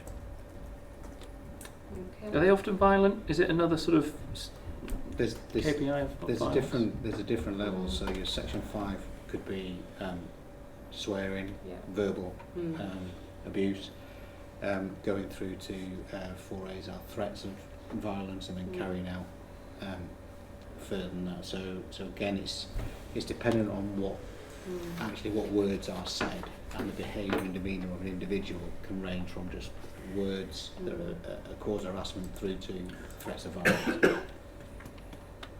Thank you. Crimes against society? What would fall into that bracket, Annette? Crimes against society? I think you're talking about the range of drunkenness offences. Well, I don't know. I'm talking about whatever fits in.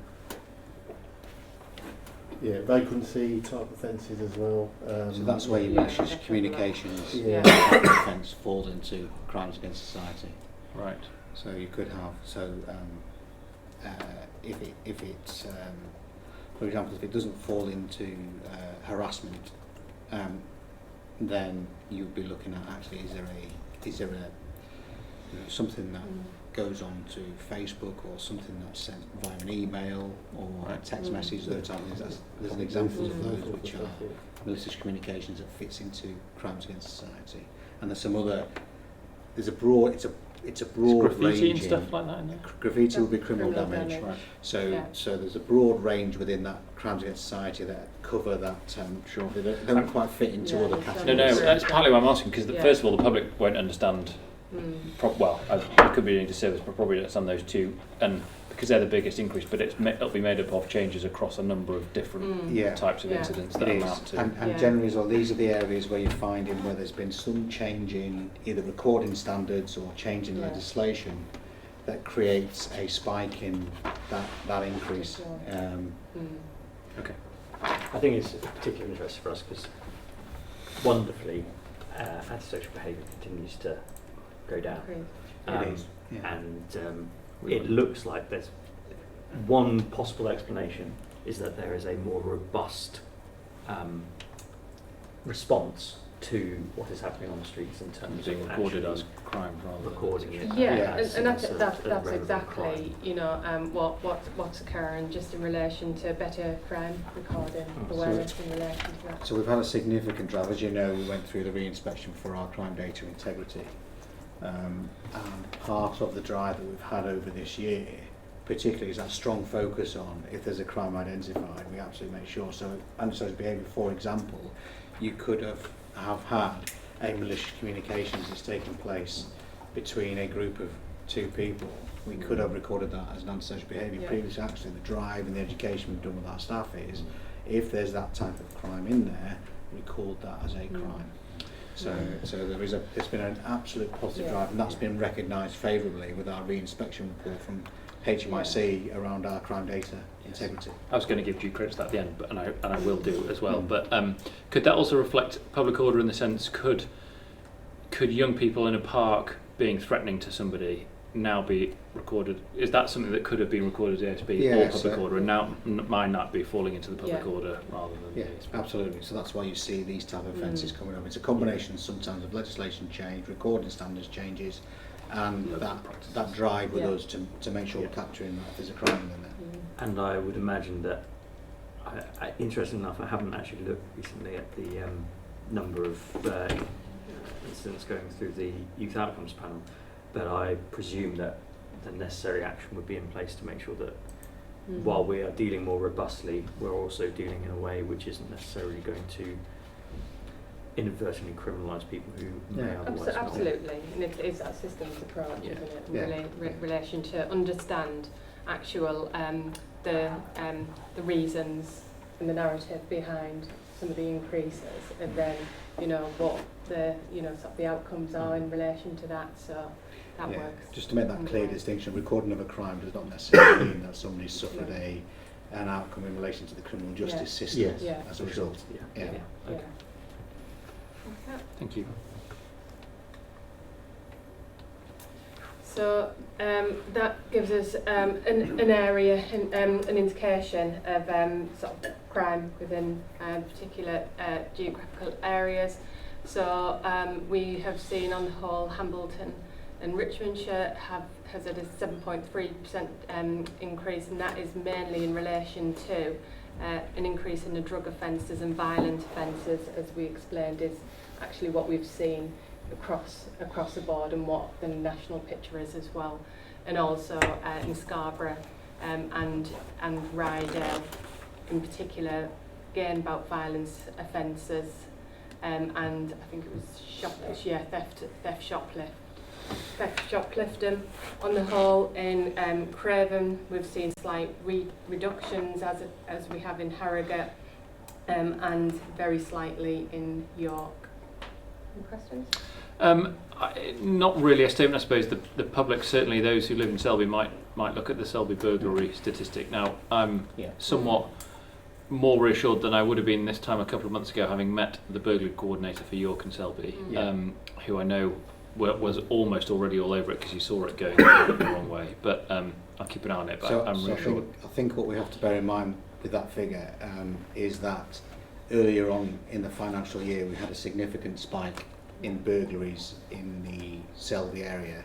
A lot of work has been put in place, directed as well from the burglary coordinator there. However, because that spike's taken place earlier on in the year, we will always see that looking high, because actually if what we've done then is take that back down to levels and hopefully try and drive that below the levels that were there last year, it's not going to be reflective in that percentage figure. But I guess what hopefully we will see is, it may be at 48% now, but hopefully actually it may start levelling off somewhat if we are. I think what we need to will do, never be. What we need to do is, if that starts to rise again, then that's the issue for us. I think the big for us is actually if it's stabilised, and then hopefully we can make some difference to it. But I think that, unfortunately for this year's figures around Selby, the damage has been done around the figures, but the team have got on top of the offended. And I think it's worthwhile to point out, just for those people who are watching, that's residential and non-residential, as opposed to just residential. Yes. And then, not really a question about the sort of scale of criminality, but reflecting some conversations I've had with frontline officers around shoplifting, and as I say, not the scale of it, but the inevitable response they have to give. So there is, you will respond as you will deem appropriate to a shoplifting offence, but the feedback I've had from those officers is almost invariably when they get there, it's someone different who didn't call it in. The CCTV's either been gone or I don't know what you're talking about. They didn't even know what's been taken or when. And it's frustrating for those officers to, especially in somewhere like York where it's busy anyway, to be responding to some issues which are, they sort of know what they're going to get with before they get there. It's a bit frustrating to sort of be faced with the same thing all the time. Yeah, I think that's why we've got to keep working with our neighbourhood teams and looking at our shop watch schemes and building those relationships with all those businesses, because I think that's where we'll start to get that education. So some of those relationships are quite strong in some areas where we're sharing intelligence and working very closely with some of those business owners.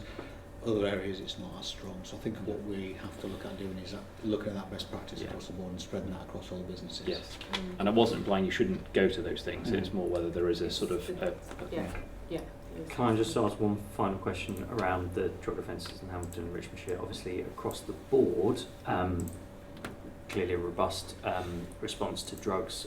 We know the issues around county lines, and there has been a lot of work going into that. Everywhere else, there's seems to be real impact there.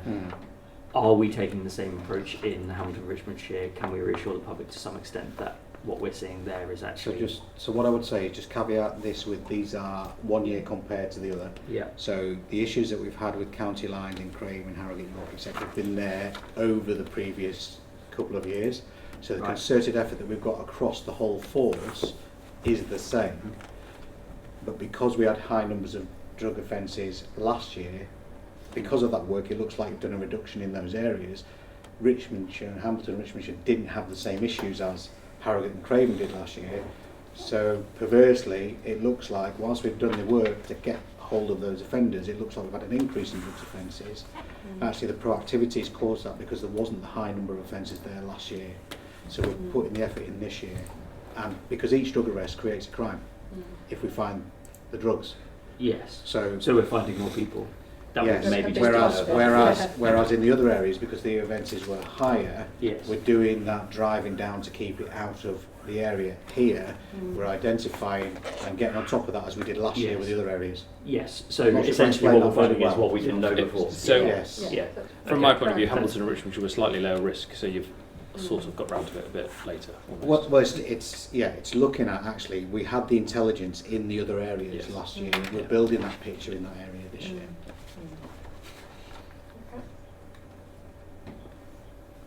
So again, we've mentioned that the reductions in ASB and also last month as well. So sort of very positive signs in relation to the reductions in missing persons occasions and frequency with that. So again, that's really sort of a positive, sort of sign as well about how we are managing that vulnerability. I will just flag on ASB. So I've always been really complimentary about the force in ASB reducing, and still am, because it would be interesting to know what is reflected in public order and some other things. But generally speaking, I've no doubt it does reflect good work. We are picking up a little bit more than we have done in the past that there is ASB going on that isn't being reported or responded to in the same way. So I don't sort of profess to understand that in any way. But there's the odd community meeting where it seems to be more of an issue than the stats would suggest it was. I think we've got to be mindful here as well. So for example, if you look at we just had a conversation about the drugs element. If you look at Jennyfields as an area, that actually there's some real significant issues over there, community concerns. Now we're tackling that from the angle of dealing with the concerns around drugs that community has. Isn't necessarily going to reflect actually that the ASB's down. For that community, ASB feels absolutely that it's a significant concern, but that concern in ASB is linked to drugs. So primarily we will tackle, it will be the crime stats that come into that. So we do have to be careful, I think, in terms of how we're packaging that. The approach to missing from homes is a problem-solving approach that's been adopted, and that's been really pushed through again with Alan's team and some others about actually we're not just treating one missing from home in isolation, we're looking at the wider picture, what can we do to problem solve that, and I think hopefully we're starting to see some sustainable results coming in from that. The only caveat I might put to that, Phil, if I can, is the lack of reporting that we are hearing about is often because of a historic kind of perception that we might report it, but it's not being dealt with. Just reflecting back on what you said earlier, yes, it might be being crimed properly now, and we're seeing that in these statistics, but that's not actually necessarily leading to the same response or an outcome which people are actually feeling it justifies what they perceive to be. So I think what I would say, I suppose, so we understand that, and I think if that's how the communities are feeling, we absolutely have to get on the front foot of that. But to give that reassurance of actually, as a force compared nationally, we are investing in resources around neighbourhood policing.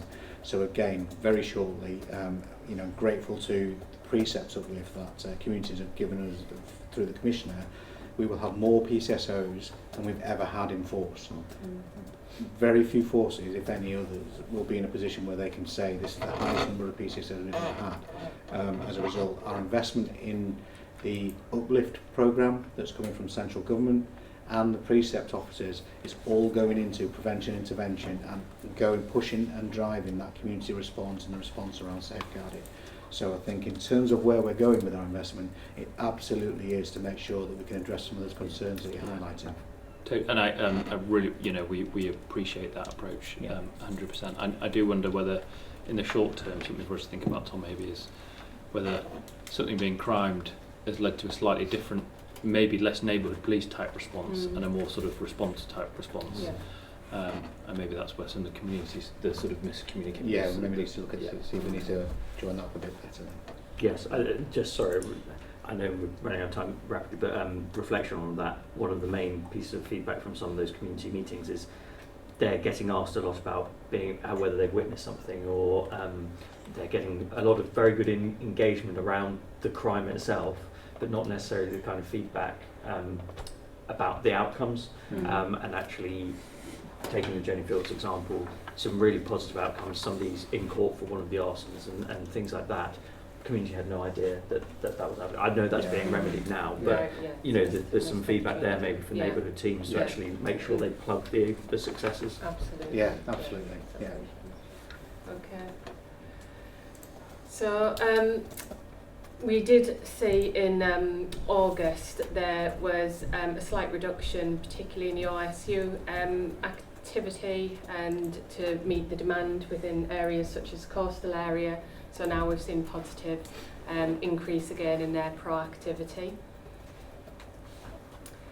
You asked last time for some information about the activities of the Road Task Force. Thank you very much. So this gives a snapshot of the work that they've been involved in under the CARE principles of priorities. And I mean, obviously, it provides information and that we've got sort of outcomes, etc. for it, but I wasn't going to, because of the time scale, sure, go into that's that, the right thing to do, and thank you. Yeah, I think it's helpful for the public as well. Yeah. To just to see this sort of scale. Some really good initiatives there, and some work that's involved.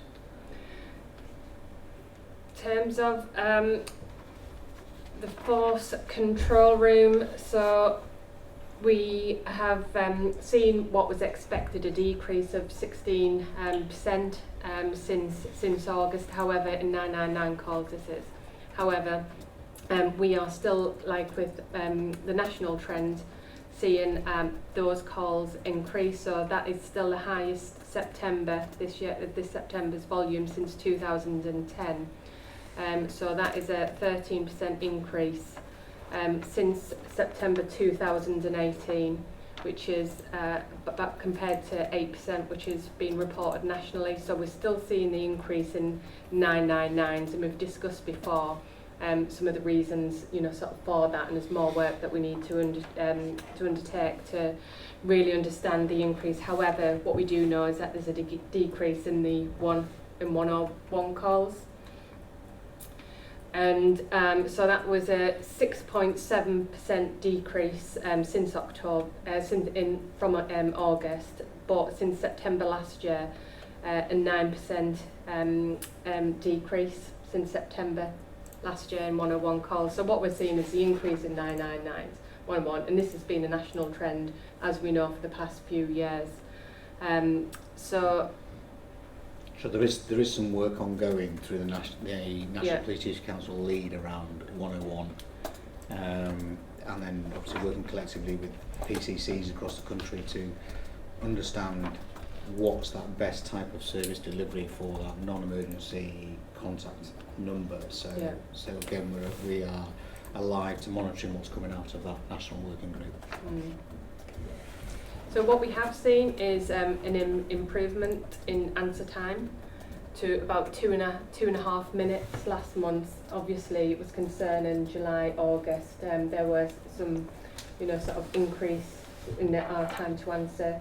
So now we are seeing sort of positive both in 999 calls, of course, but in particular 101 calls. So that picture is improving, as is abandoned rate, which is now decreasing from in July, which was a peak of around about 25% to 18%. Obviously, we still want to reduce that significantly.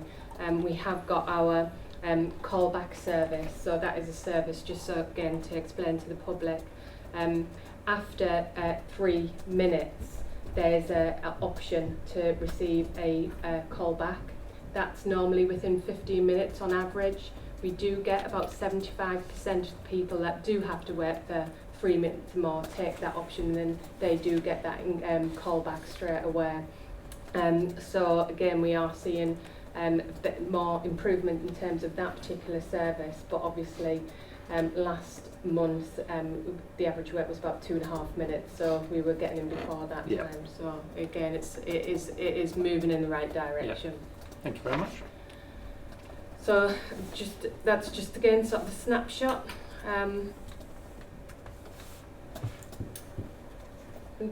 Do people bit? Yes, please. Okay. So we are aiming for our FTE, which is 1,450, and we anticipate in by December that we will meet our FTE. Obviously, with the announcement of the national uplift and the additional 58, we will be now aiming to recruit, which is a really, really obviously positive for the communities and the force. But those additional 58, which would be in place by April 2021. So it's an 18 month. So again, that's really positive. So we will be amending this to reflect those changes. In the longer term, 40, yeah. So there's 1451 in terms of the precept of uplift. Right. I think it's just been rounded to 1450 for the presentation. Yeah. Okay. The next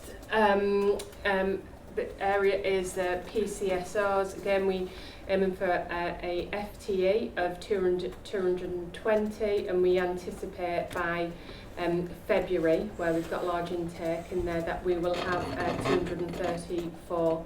So again, really positive in terms of meeting those particular recruitment targets. I think, and that obviously doesn't include the multi-agency role we're looking at as well. Provide an explanation at the start of the meeting in terms of HR itself and the T2020 changes. Yeah, and there's more information on the website, our website, if anyone wants to know more about that. Yeah, and like I said, I think once we've got through the legally formal consultation processes, and we're in a position to bring more information back, I think, to share with the public on that. So, and the other thing, I suppose, the recruitment for police constables has started on Sunday. We had a recruitment fair on Sunday as well, which we had over 200 people come to the recruitment fair. Following on from that, when the application process was launched on Sunday, we've already had over 300 applications started, 40 applications completed already for police officer process. So it's looking very healthy at the moment. And it's worth, for anyone who's interested in that role, there are now, because of some changes nationally, a number of different ways to sort of enter policing, which is worth going on the North Yorkshire Police website to have a look at if you want to be an apprentice, or there are different sort of career points you can come in at. There is, and it's absolutely, just to make absolutely clear, to dispel the myth, you do not have to have a degree to join policing. You can join an apprenticeship route, and you will end up, after 3 years training, with a policing degree at the end of that. So you don't have to have a degree to come in. Do you know what? It's really interesting, that, Phil, because I spoke to Lisa about this, and she explained that the work that a police officer does after joining pretty much equalled a degree. That's right. And that simply what's been done is it's been accredited so that people are properly recognised for the amount that they had to do anyway. That's right. And there isn't really any extra requirement as to what's always been. Yeah. This just makes You it just get the benefit of an academic Yeah. qualification. You could have done 30 years as a police officer, come out and not had a qualification to go into private sector.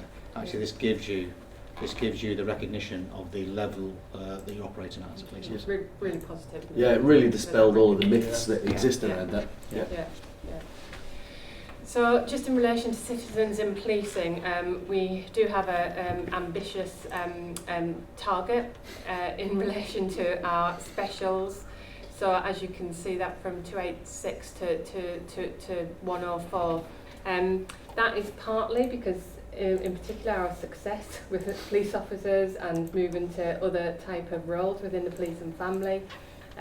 However, we do have some longer term plans in relation to improving the voluntary side of policing, the wider, I think, citizens in policing as well as the specials, about really using sort of skills within particular communities. So again, I think it was really interesting about, listening to some of the initiatives you've got about your on-call. It's about attracting specials and volunteers, which might look doing things a little bit differently, where they're working to support the communities rather than us as an organisation in terms of some of the I think we need to be realistic around that 286, and again, I'm not so sure that should be a full-time equivalent figure either, given that specials give 16 hours a month. I think full-time equivalent, we'd end up having more specials than we would, so we need to look at that bit.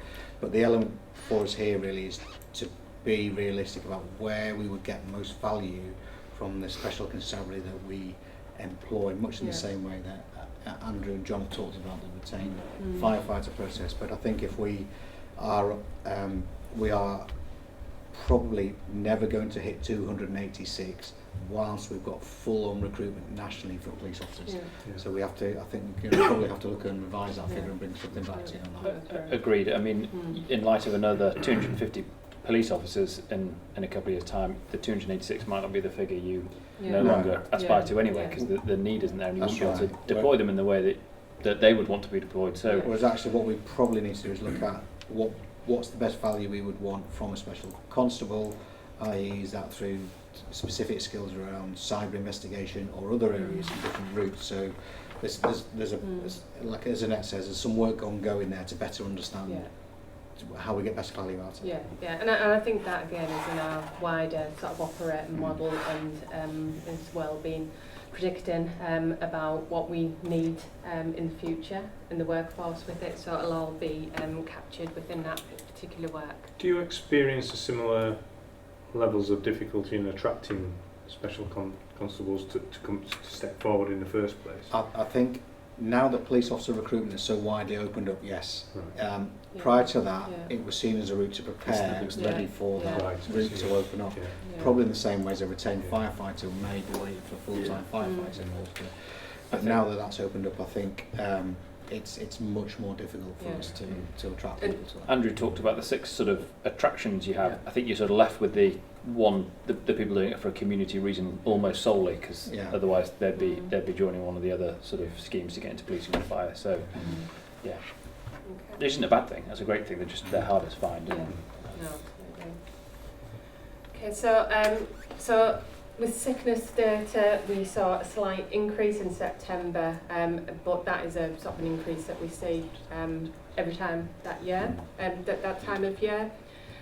We had some concerns, obviously, which we spoke about last month in relation to similarities nationally, and that we do have a higher sort of sickness rate that is mostly associated with the long-term sickness that we have and we have plans in place now to manage sickness, attendance support. It's about our wellbeing plans. So it's not just one thing that we are looking at in terms of improving that picture. It's a whole host of different measures we're putting in place. And that's good to know. And are we... Last question. Sorry, yes. Because obviously when we raised this previously, we were raising this against the picture of other police forces. I presume we're looking at where they're doing really well, and That's right. trying to find out from them best practice in terms of... Yeah, so we're linked across with them. Again, our head of HR is looking at what our other forces doing. The National Wellbeing Centre has been created. How are we maximising opportunities within that to bring things into force? We're looking to launch a wellbeing pledge in December with the organisation to try and encourage how do we promote things. So again, if you see the spike in December, if that's heavy cold, flu type of elements there, what can we do around things like flu jabs, etc. that might start to see that level off. So that's all that work's ongoing. Again, something for us to pick up, Tom, but something around benefits realisation, because there's undoubtedly loads of work around wellbeing. Question mark about how effective some of it's been, and how the slightly different results is. There's quite high sickness, but when we did the engagement survey, there was extremely high engagement, and they wouldn't necessarily go together very well, those two findings. So there's something around understanding.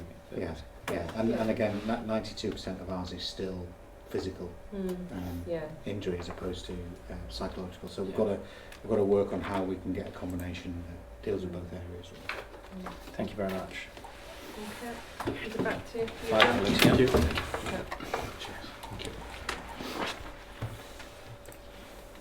Okay, so this performance report covers the quarter from 1st of July through to the end of September 2019.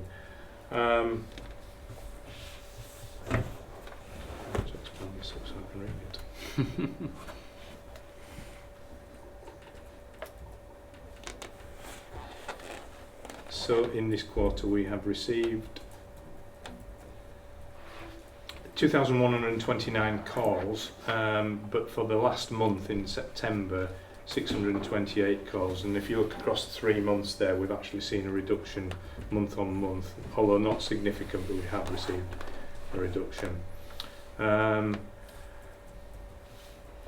Number of spikes there through the quarter, so you'll notice in the special service calls in Richmondshire in July, that is the blue column there, that was specifically in relation to the flooding and the conditions we had towards the end of the, during that month there.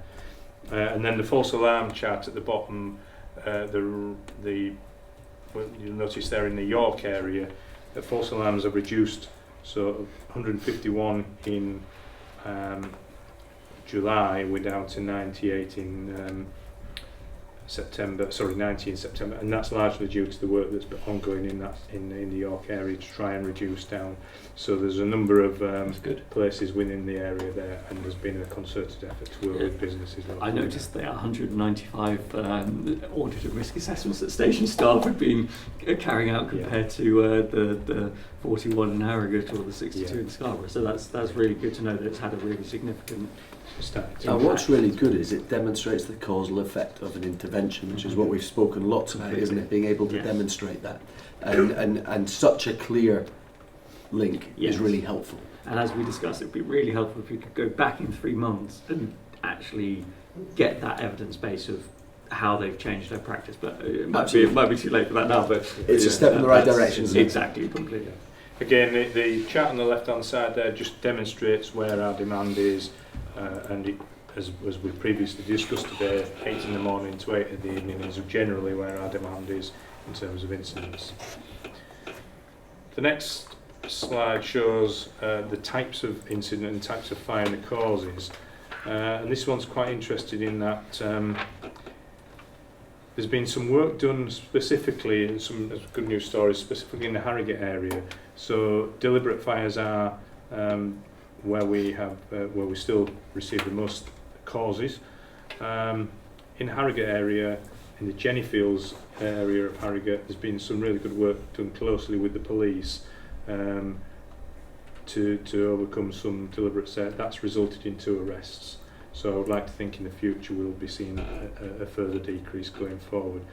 In the Rydale area, there was a spike during July where we were in August, where we were experiencing stack fire straw during the harvest season.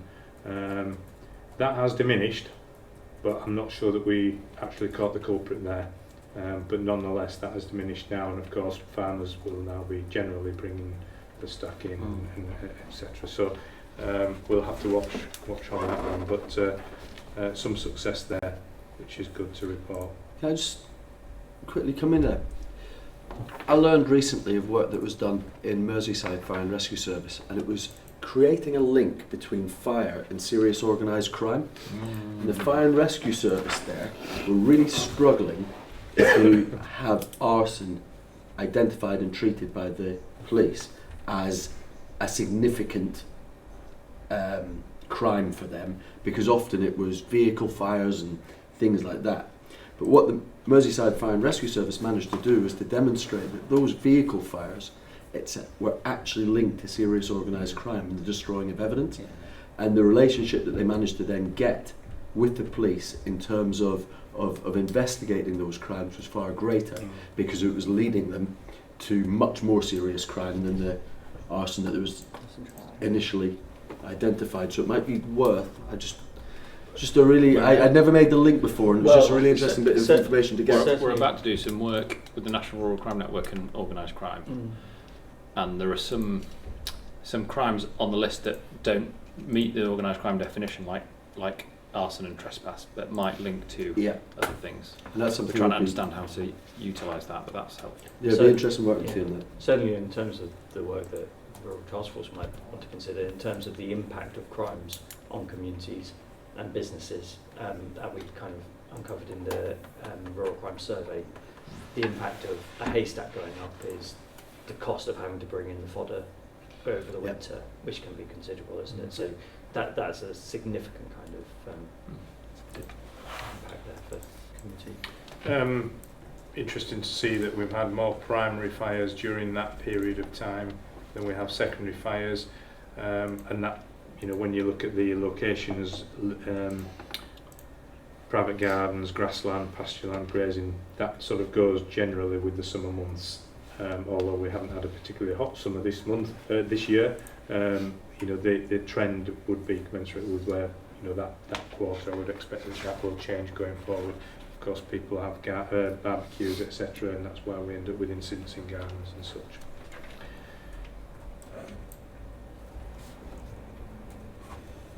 Moving on to the availability overview.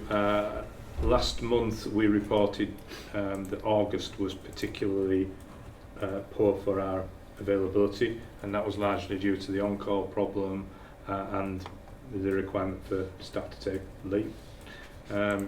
When we look at the 3 periods there, the August one shows a red, which is into the critical area, quite significantly more than July and September. I'm pleased to report this month levels are back down to where they would normally be, and so during September we saw increased levels of availability, which was really positive, and I would like to think between now and the next, over the next quarter, that will continue to improve.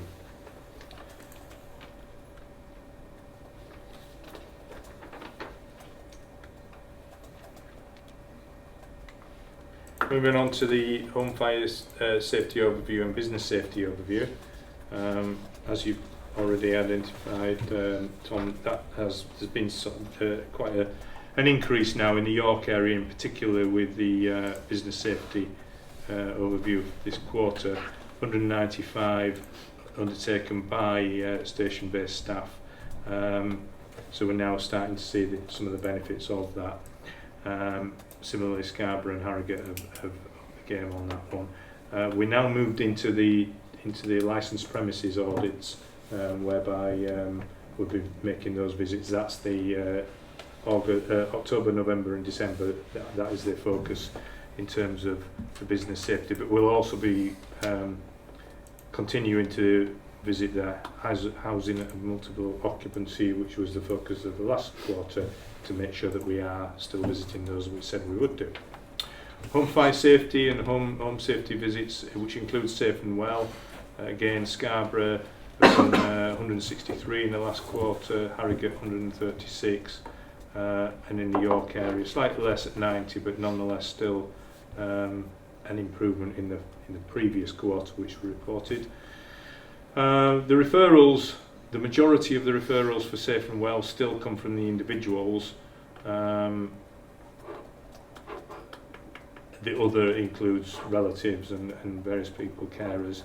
I would like to think that the referrals from partners will increase as we get closer working relationships going on with them. And it's really interesting to still see that of the premises which we visit, there are still a number without working smoke alarms, which is concerning. So 36% of the premises which we do visit still have approximately 36% no working smoke alarms. So it just goes to show anyone who is out there listening, if you don't have a smoke alarm, if you know people that don't, please get in touch and we will come along and pay a visit. And it's worth saying that you'll be able to fit a smoke alarm there and then. Yep, yeah. So we can do not only an appraisal, we can do a Safe and Well, we can do home fire risk checks, but we will fit smoke alarms and it's free of charge at some cost. Just moving on to the health and safety overview. No real issues of concern to report here. The causes for concern have reduced in September to 6 compared to 14 in July and August. That's largely down to the mobile data terminals where we've had problems. We still have some problems with these devices, but they're reduced in number compared to previous months. We are getting on top of that. There's been some issues with the software and the manufacturers of these, which we're now working through. There's other one to report there is the accidents off blue lights. In September we had 6, not large numbers, but not quite sure what the reason for that one is. It's something we'll keep an eye on.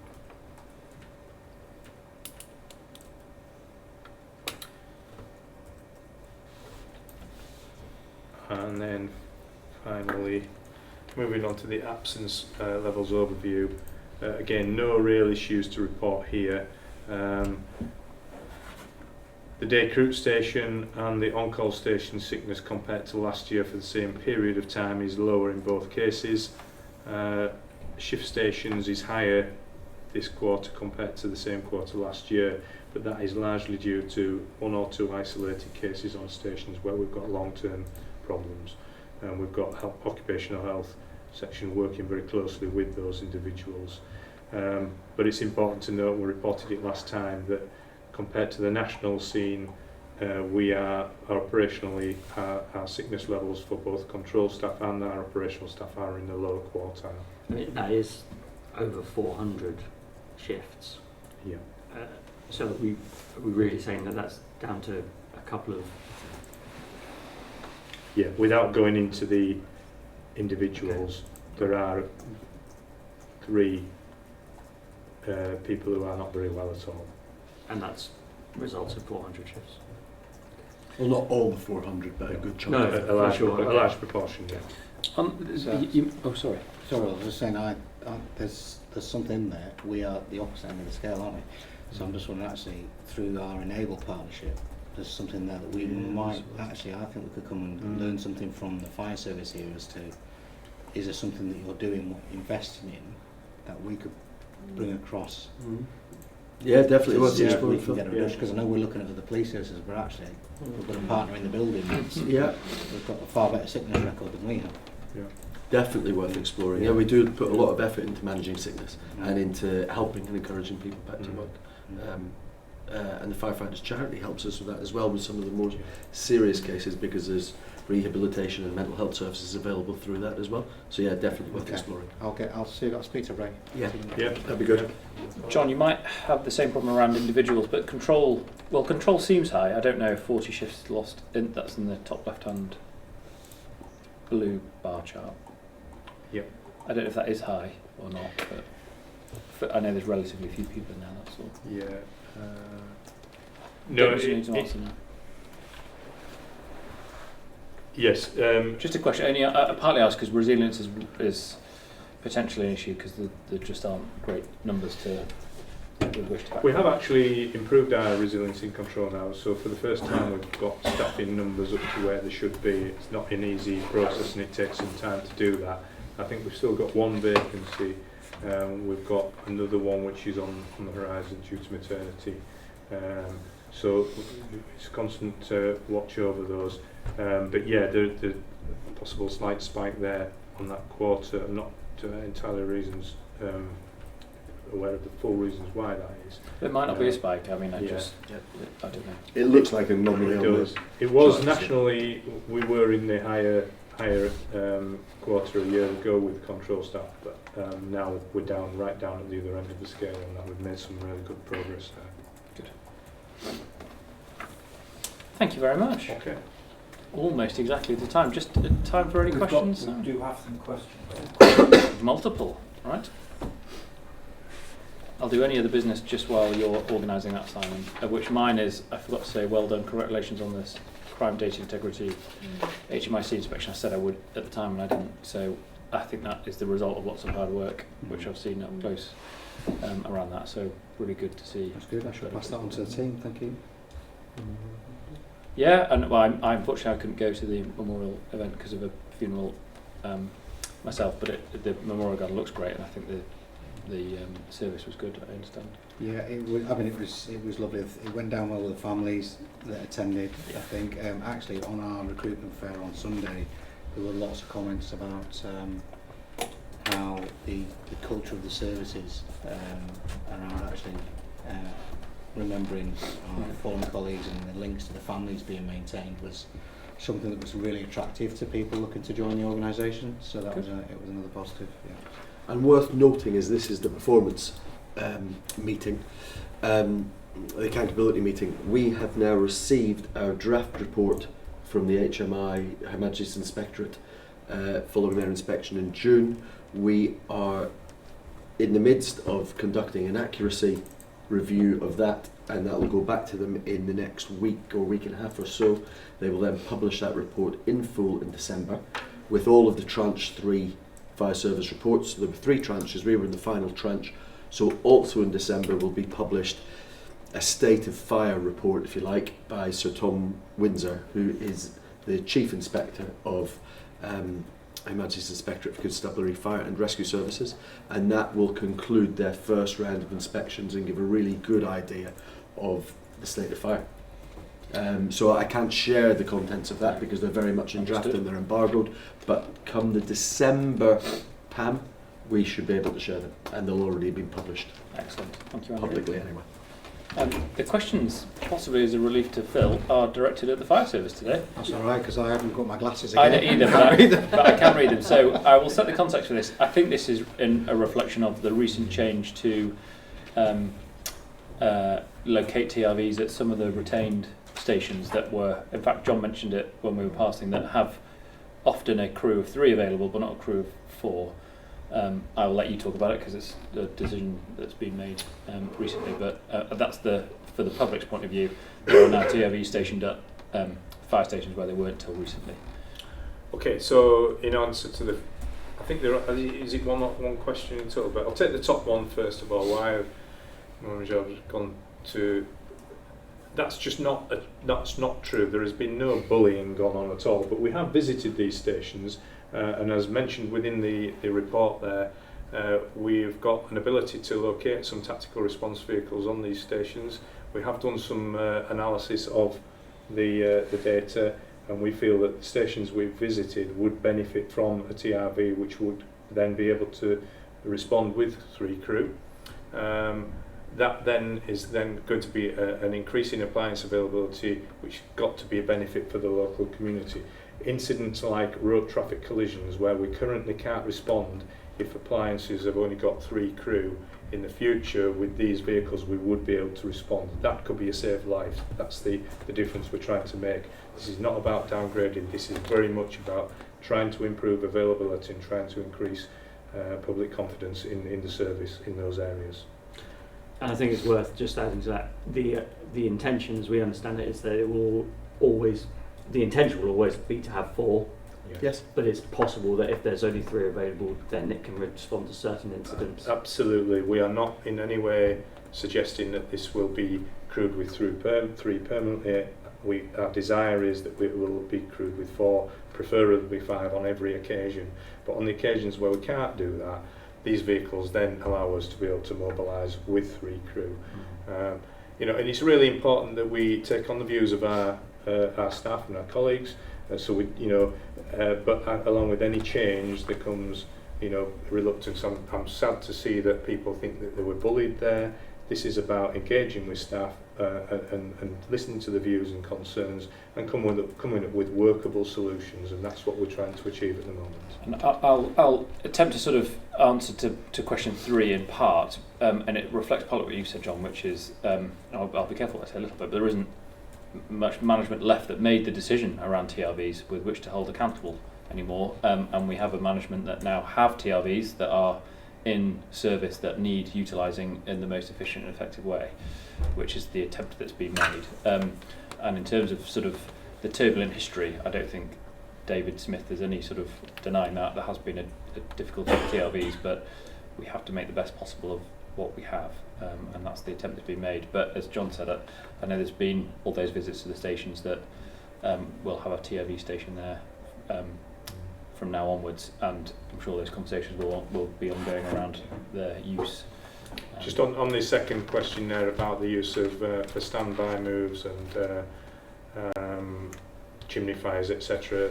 Come back to, we are listening very much to staff. We recognise that tactical response vehicles don't hold the same equipment levels as a standard fire appliance. That doesn't diminish its capabilities in any way. We have other appliances locally that we can mobilise as well. We met with the Fire Brigades Union yesterday and agreed an outline of what we would spend these to. It did include chimney fires and other events like that. So we just need to work through this with staff and with rep bodies to come up to workable solutions. So I just want to give that assurance back to our colleagues and back to the community that this will be a worked up solution jointly. And David, I'll just say we'll answer those questions in writing as we did for the questions at the beginning, and you're more than welcome to email the office or anyone else if you want to talk about it in any greater depth. Can I just add, just as a general reassurance to the public, because there was a lot of turbulence around the TRVs and a lot of concerns around the safety. They've been robustly tested independently now 3 times, I believe, around safety, and have been passed on all counts on that front. Whereas before they weren't fitted with ladders, they now are fitted with ladders, and a lot of work's been undertaken to make sure that they're actually fit for service, aren't they? So I think I can understand the point around the previous action that was taken, but a lot of being work has gone on to make sure those vehicles are fit for purpose now. I understand and acknowledge that with change comes uncertainty, and with uncertainty comes anxiety. However, what I fail to understand is how the provision of a vehicle that will, when it's crewed with 4 or 5 people, respond to every type of incident that we might be required to attend, with a range of equipment that enables them to deal with that incident, and can still mobilise to a range of incidents when only 3 people are available, where currently they can't respond at all. I do struggle to understand how that is seen as being a detriment to service when it improves the potential, the possibility that we can respond to incidents in that area. But as I say, I acknowledge that with change comes uncertainty, and that brings concern. There are examples of services which have introduced similar vehicles to this, with similar concerns being raised at the time, and now that there's been an opportunity to get them embedded, stations, on-call stations, are requesting smaller vehicles because they recognise that their increased availability provides a better service to the public, and also those motivators that I talked about earlier on about being an on-call firefighter are better met because you are getting the excitement of response more often. You're providing a better service to the public. You're working as a team more often. You're earning more pay. Your CV and your experiences are being built up even better. And the pride of being able to say that you're a firefighter who's available 100% of the time as opposed to lower percentages of the time, or a higher percentage of the time rather than lower, is also a greater pride. So I hope and expect that in the months to come, these vehicles will be accepted much better than they have been so far, and that people will really start to recognise the benefits of them, and that they are an absolutely valid and valuable vehicle in our fleet. Thank you, Andrew. David, just that's a separate set of questions which I think Andrew's answered anyway now. I can put some context on the top line there. I think we've covered the rest of it through what Andrew's just said. The issue at Colburn is not about numbers. Recruitment at Colburn is very good, actually. We've got 10 firefighters there. The problem there is to do with supervisory managers. So we've got crew, but we don't have someone to take charge of the appliance. So there's an alternative model being put in there in how to address that problem. That isn't about overall availability, that's about supervisory manager levels. And on a daily basis, I mentioned earlier today about how we look at the overall global crewing, and we have to allocate resources to see where the gaps are, so that it's not about staking out individual stations or anything of that nature. It's about maintaining a good balance of fire cover across the whole of the county, and so that's done on a regular and frequent basis, on a day-to-day, by the hour. And I would just challenge that last comment really very powerfully and strongly. This is not a lack of respect for communities whatsoever. This is making sure that those communities have the maximum availability of resource in their area as possible. So I will not accept that there is any lack of respect for the communities. On the contrary, this is about making sure they get the best service that they possibly can from a fire and rescue service that exists for them. We exist to deliver services, and this is a mechanism for us to increase our availability.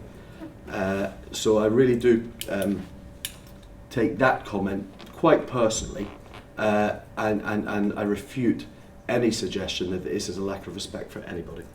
Thank you, Andrew. And in terms of getting rid of TRVs, that would be an awful waste of taxpayers' money as well. And as you've both outlined, it would be a change in service that communities could receive. David, I genuinely hope that's answered your question. I don't necessarily think it's what you wanted to hear, but we're more than happy to talk further about it if that would be of interest. Was that the final element of it, Simon? That's it. Okay, all right. Thank you very much. Well, I think that draws the meeting to a close. Thank you you very much, everyone. See you this time next month.